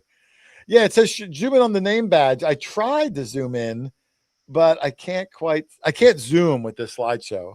But yeah, it is Troy. I apologize to Troy. This next one is it Colton, Doug? No. This is Carson. I'm sorry, Carson. This is Carson Barks, right? I did not get a picture with Kenny, his brother, who was also there, which is one of the Mitch and Renita children. They have a complicated family tree. I'm not sure which branch he's from, but he was a super nice guy. Yeah, they're a Brady Bunch family, as well as many people. Super nice guy, incredibly helpful. So that was Carson Barks, great guy, with a K. Who's older than I thought, too. I thought he was like 20 years old. I think he said he was like in his 30s. 31. Yeah, it looks really great for his age. Oh, here comes my wife. Yes. Oh, here comes my wife. She's making a cameo for some reason. There's food downstairs. Oh, I am starving. I'm almost done. Hold on. I'll bring my wife up for a second, Doug. If you've never seen my wife, she's hiding behind me. There's my wife. I haven't eaten all day. Lynn fell asleep during the show about 20 minutes ago. Yeah, she fell asleep. That's what I said. Real stellar show. We'll bring you. Yeah. I had the pictures up. I went back to this screen and I saw Lynn's eyes close. And I'm like, wait a minute. That's weird. Short cure for insomnia. Yeah. And then I saw like she wasn't moving. And I'm like, did she freeze up? And then I was like, Lynn. And then I saw her do one of these. She's like, we should have waited if she talks in her sleep. I know. Sometimes. That's what I said. I should have waited to see if she snores. Well, in my defense, I was up since 3:30. I know. Listen, like I said, we've been going for 2 hours and 45 minutes. I wasn't expecting. Well, I swear we're almost done. I think there's only a few pictures left. This is Joshua Paul, the guy from Vets Dig Beeps. I don't know why I can't say that tonight. Super nice guy, Joshua. Yeah. Whose son Drew. Buckle winner. Yeah. That's Leslie and Ken Hurst in the center. Leslie Mall, whose wife Kathy I've met many, many times, did not get a picture with her, so I apologize. Awesome guys. This was day 2. I met them out in the field. That is Rusty, the customer service guy from Garrett. If you ever called Garrett with any issue, Rusty is the guy who fixes your stuff. And that's Steve Moore in the center. If you've ever been to an event, Steve's usually there supporting Garrett. Another company or not, they're really nice guys. We're all family. We're all friends. And they're really friendly. Love seeing the Garrett people. That is Marla Lee, and that's one of the pigs that was found. Each pig had writing on it, said "Show me 3" on one side, and the other side was like they wrote someone's name who like that pig was. I don't know if it was like not donated by, but like in honor of. I'm not sure. I didn't really understand. Some Mitch, of them were Richard Nixon. yeah, Rich. Well, yeah, some people hit them with the shovel, but Mitch said one of the pigs had said quarter hoarder on it, but no one came up to me and showed me one. They may have smashed it when they dug the hole because they were, just made out of like a ceramic. And inside they were loaded with coins. Some of them had a lot of silver coins, jewelry. Some people brought the whole pig back to the tent area. There was a small area and they would throw them on the ground and smash them and see what was in there. So, but that's what they look like. Those little ceramic pigs. I don't know how many they buried, maybe 100 of them. So I saw a whole bunch of people finding them. Oh, Ski Searcher said, Teresa, your name was on one. Did you know that, Teresa? Teresa's name was on one. I didn't see mine, but I did see names on some of them.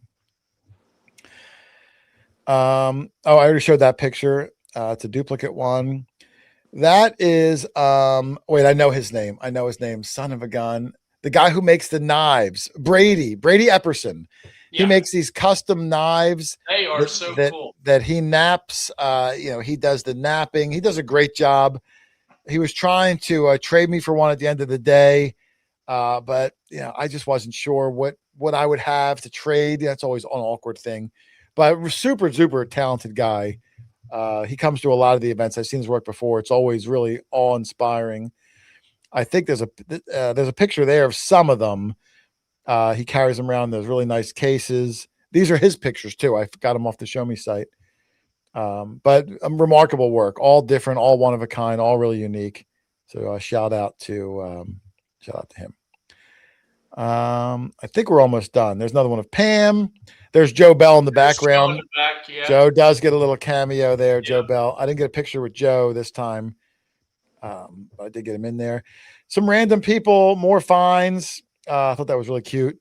Show me 3 that they've wrote out in maybe pennies or Indians, whatever they found. There's Claudia, who's in the chat often. I don't know if she's here or not tonight. She did not dig that CS buckle. It was in her, like a prize that she won. I think it's a reproduction. I don't think it's a real one. They're really expensive, but a reproduction Confederate States belt buckle. Really nice. So that was awesome. Got that off of the Show Me site as well.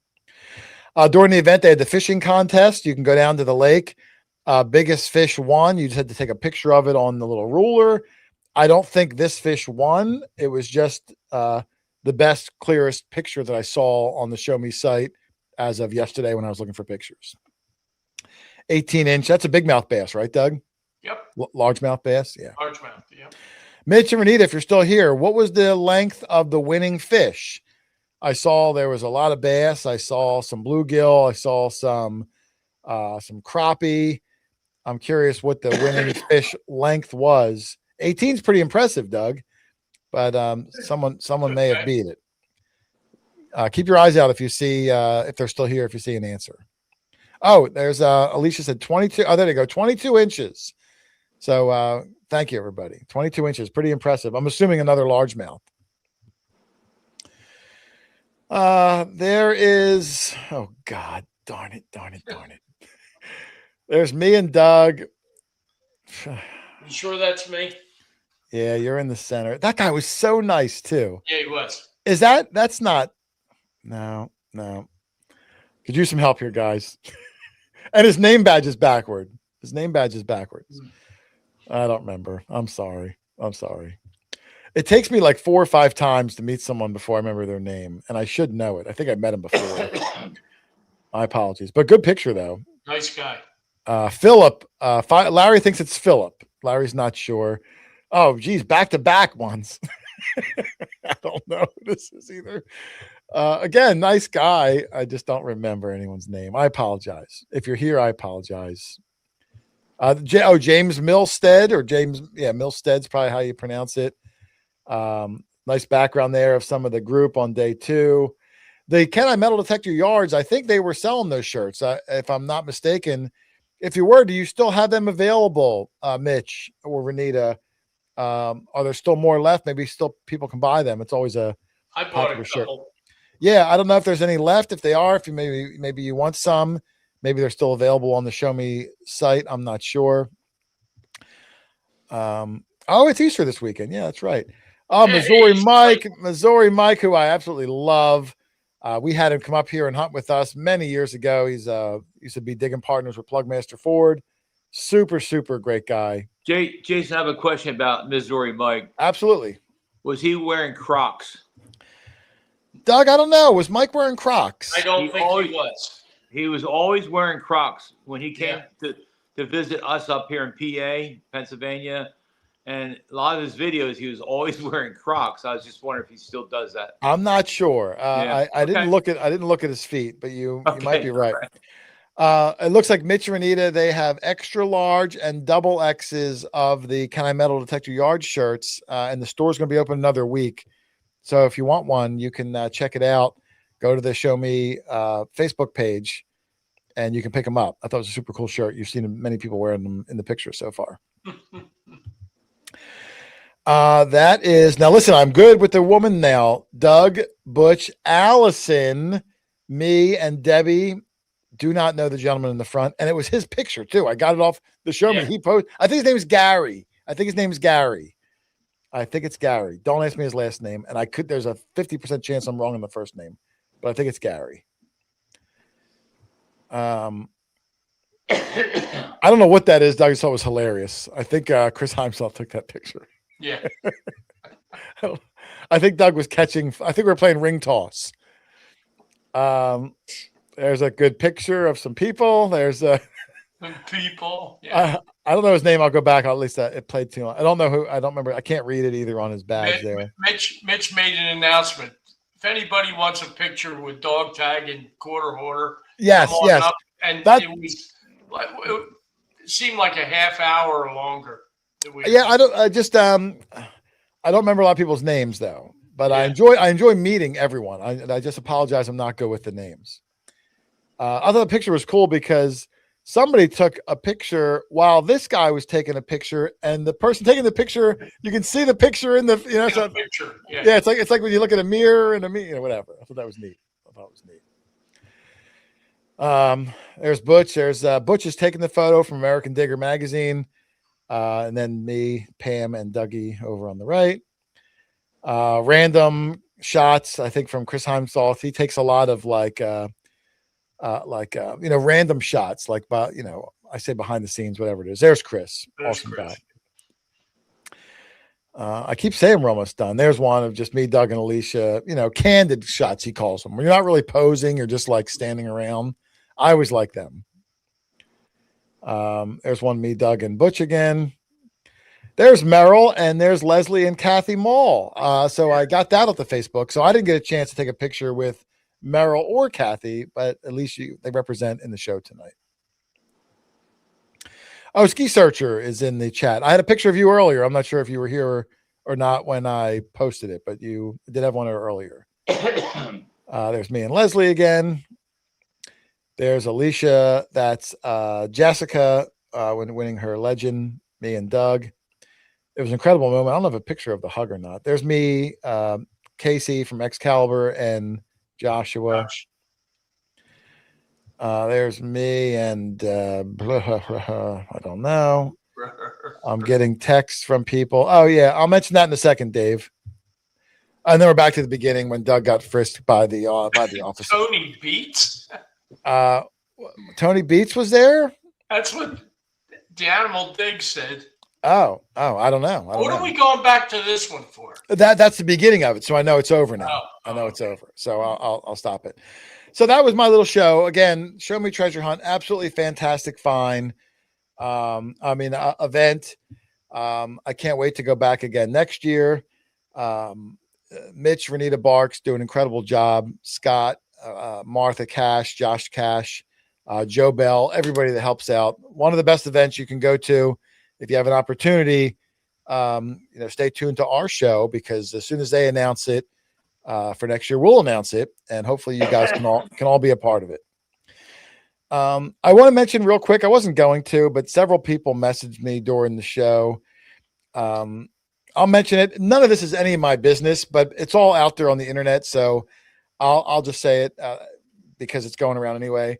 If you follow metal detecting at all, Garrett, in an effort to, I guess, save money or downsize or whatever, they parted ways with KG and Ringy, who we've had on the show before. Unfortunately, it's one of those things, if your company's not doing well or whatever the reason is. So it's going around. I don't have any insider information about it. I know that they were let go. I don't know where they're going to pop up again. They weren't at the Show Me event. They were supposed to be. I'm sure that played a part of it. They were supposed to be at the Heartland Hunt. They may still be there. I'm friendly with both of them, George and Tim. But yeah, they're no longer with Garrett. I don't know what's going to come of it. But I wish both those guys the best. They're really nice guys, and I'm sure they will land on their feet with whatever they decide to do.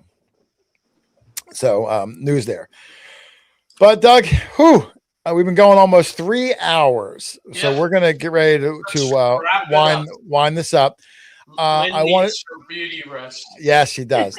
I just wanted, before I give everyone their final word, I just want to say, I want to thank the moderators again for all night helping out. Alicia Hot Mess Fishing, which you saw many, many photos of Alicia, who was there representing Nokta. Teresa, the treasure hunter, who you saw many photos of also, who was there detecting, was at the History Seekers booth, went to dinner, fantastic. And to Metal Protectorist, who you will see pictures of after next weekend's event when we are all at Come Out Swinging Together. Thank you, all three, is for helping out. If you had to do any moderating, I'm not sure, but just for being here. But Doug, before we close out of here, let's do some final thoughts. And because you got a lot of talking, I'm going to let Lynn go first. Final thoughts of the night, because you weren't in the videos in the beginning of the house or at the hunt. So I don't blame you for falling asleep, but I'll give you the floor. Well, I will say I wanted to thank the people that came to my last few antique shows to visit me. Jay, you have the pictures, but I don't have the newest one. I'll put them up next week. Yeah, there's two different shows. Really nice couples came to visit, and next time you can show the picture and say their names or whatever. But Yes, really you did enjoyed text that. me. I apologize. I don't have them queued up. But yeah, some people came to, you were in Connecticut this past weekend, right? Yep. And she had some people come up. Very nice. We always try to support Lynn. And if you come out, it's super appreciative. I'll put the pictures up next week. I apologize. I forgot, but I will have them up. And last week or 2 weeks ago when you were at Emerson, I think I put those up already. So no, you didn't. That's the other one. Oh, I didn't. Oh, well then, geez, I'm really blowing it, Doug. I'll put them up also. Yeah, you did the ones from Ohio, but then after that, there was two shows. All right. I'll make sure that I put those up. So, Because we didn't do one last week. We didn't do a show last week. That's why. right. All right. But yeah, I love when you guys come out and support Lynn. When is the next event, Lynn? The next one is the end of April in Berlin, Ohio. Okay. Berlin, Ohio. So if you go out there, you don't know the dates offhand? The show is April 25th. Okay. April 25th. I'm sure Lynn will send me a little thing. We'll mention it next week in the show so you guys can make arrangements to get out there. And Lynn, thank you for falling asleep tonight. I appreciate it. You're welcome. Well, like I said before, I've been up since 3:30, so I have an excuse. That's the first time anyone's fallen asleep on the show as a panelist. Well, I think I've seen a couple people nod off before. Maybe it's possible. It is possible. It's possible. Charlie, who I didn't think was coming today, wasn't feeling good. I will give you the floor, my friend. Yeah, I'm happy I was able to join in. I wasn't feeling well this afternoon, as I text you this afternoon that I wouldn't be on, but I felt pretty good. I thought I'd come on, and I was anxious to see the hunt that you guys were at. I felt bad I couldn't go along. I was anxious to maybe be able to go, but I had commitments elsewhere. Yeah, you were invited. Yep, it's a I was invited, and but anyway, it worked out, and it looks like you guys had a great time. They put on a great hunt. Yeah, they do. They do a fabulous job, and I'm glad that we'll all be together at the event next weekend. I mean, it's closer to home, so some of these travel events are difficult, but next weekend, close to home, we'll have the whole group there. Yeah, very, very rare. The whole group is at an event, so that's going to be a great time at Come Out Swinging next week. And I'm also anxious for this weekend. Lynn's permission looked pretty good. Yeah. There was the fellow was the captain in George Washington's army, Yeah. whose homestead it is. I'm hoping it's going to listen on paper. It's a 10. I don't want to get my hopes up. I don't like to get my hopes up because I I don't know. know. But This it's is hard only- to not get your Yeah. hopes up. This But, homeowner that has it now is only the third owner of the house since Yeah. 1723, I Right. think. Wow, those people must have lived to 200 years old then. Yeah, they were really old. Yeah. Well, the cemetery is up on the hilltop there, and maybe if we have time, Jason, we can go up to look at the cemetery and Yeah, I actually like to see take pictures whenever there's a see cemetery. the captain's tombstone. Yeah, and the captain, I don't want to give away their last name, Charlie, but Right. the captain Yeah, is right. related to Judy. On the My family tree, Judy wife. is the descendant of Yes. this captain that goes back to Washington. We're going to get pictures of the genealogy chart Right. you have, and we'll put that Yeah. in the video, assuming we have a video, assuming we Well, find good stuff. Right. I always knew that. Judy, she's a farm girl. She doesn't know anything about the DAR, and she could become a member of the Daughters of American Revolution. She could do that. Yeah. Well, hopefully you guys get that started. Yeah. I know you've been talking about doing it. You just got to sit Yeah. down and fill out all the Yeah. paperwork, or Right. whatever. Charlie, Yeah. I have another permission of a couple of small properties that are also related to Judy. I'll tell you later. Yeah, we'll talk off the show about them. I don't want to give everyone our permissions, My wife's related. Yeah, My wife's let's- related to everybody. Let's up here. discuss this off the. Yeah, we'll discuss it. Everyone's tired. My wife's related to everybody, and when I started to date you, I was here naming phone booths too. So Yeah, no names. Doug, final words, because my throat is sore, my friend. Okay. I want to, since Mitch and Renita and Scott and Martha are in the chat, I want to thank them again for hosting us and putting on such a great show. And any of the other individuals who might be in the chat tonight that helped them out, they all did a wonderful job. We had a great time.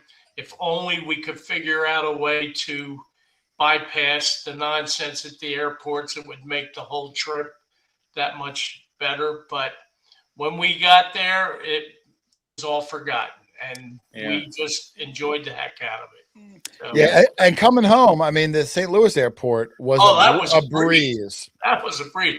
It was just Philly. I mean, we can't blame them for our area's Yeah. shortcomings. It did help that they put me in a wheelchair. Yeah, they pushed Doug all through the airport in a wheelchair. I'm gonna have to remember that. Yeah, I'm going to see if I don't want to take one, but yeah, Doug got pushed all through. Yeah. And I'm gonna actually do a thing too, Doug. I want to just say also, I want to thank Mitch, Renita, the Cash family, Joe Bell, everyone. I showed the picture earlier in the show. They're going to be mailing me the 2 signs that they made for us in the airport as kind of like a tongue-in-cheek joke, but they will be they will be put up behind me. I'm going to change up the back display. It's been the same for quite a while. Put those signs up and have them up there forever. I just thought it was a really touching moment. Like I said, what they very thought nice. was a joke, I was very much moved that they had to right. even thought about that. So I do want to thank them for everything. Oh, and there's Ron. I'll put Ron up. Ron was the ticket winner from our show. Yeah. We showed pictures of you, Ron, earlier. You can go back and watch the show. Pictures of you, talked about you. Thank you for coming tonight, brother. He's been in the quarter after show twice, the day he won and today. I'm only kidding. Don't even got the joke. All right, Doug, but we are going to wind this down. I want to thank everybody for hanging out. I know it was super duper long. I wasn't going to do the double show tonight, but we just wound up doing it. I can't wait to see everyone who's coming to come out swinging next week. We will have a show next Thursday. We're going to try to keep it short because we got to get up super early the next day. So we will be back. And of course, we'll have something out on Tuesday. Don't even know what yet. It's not done. So again, I want to thank everybody for coming. I want to thank Charlie, Lynn, and Doug for showing up all night. The moderators again, Bree, Alicia, and Teresa for hanging out all night. Yep. And hey, we are out of here. So thank you all for watching. Happy hunting. And we'll see you on the next one. See ya. Later. Good night.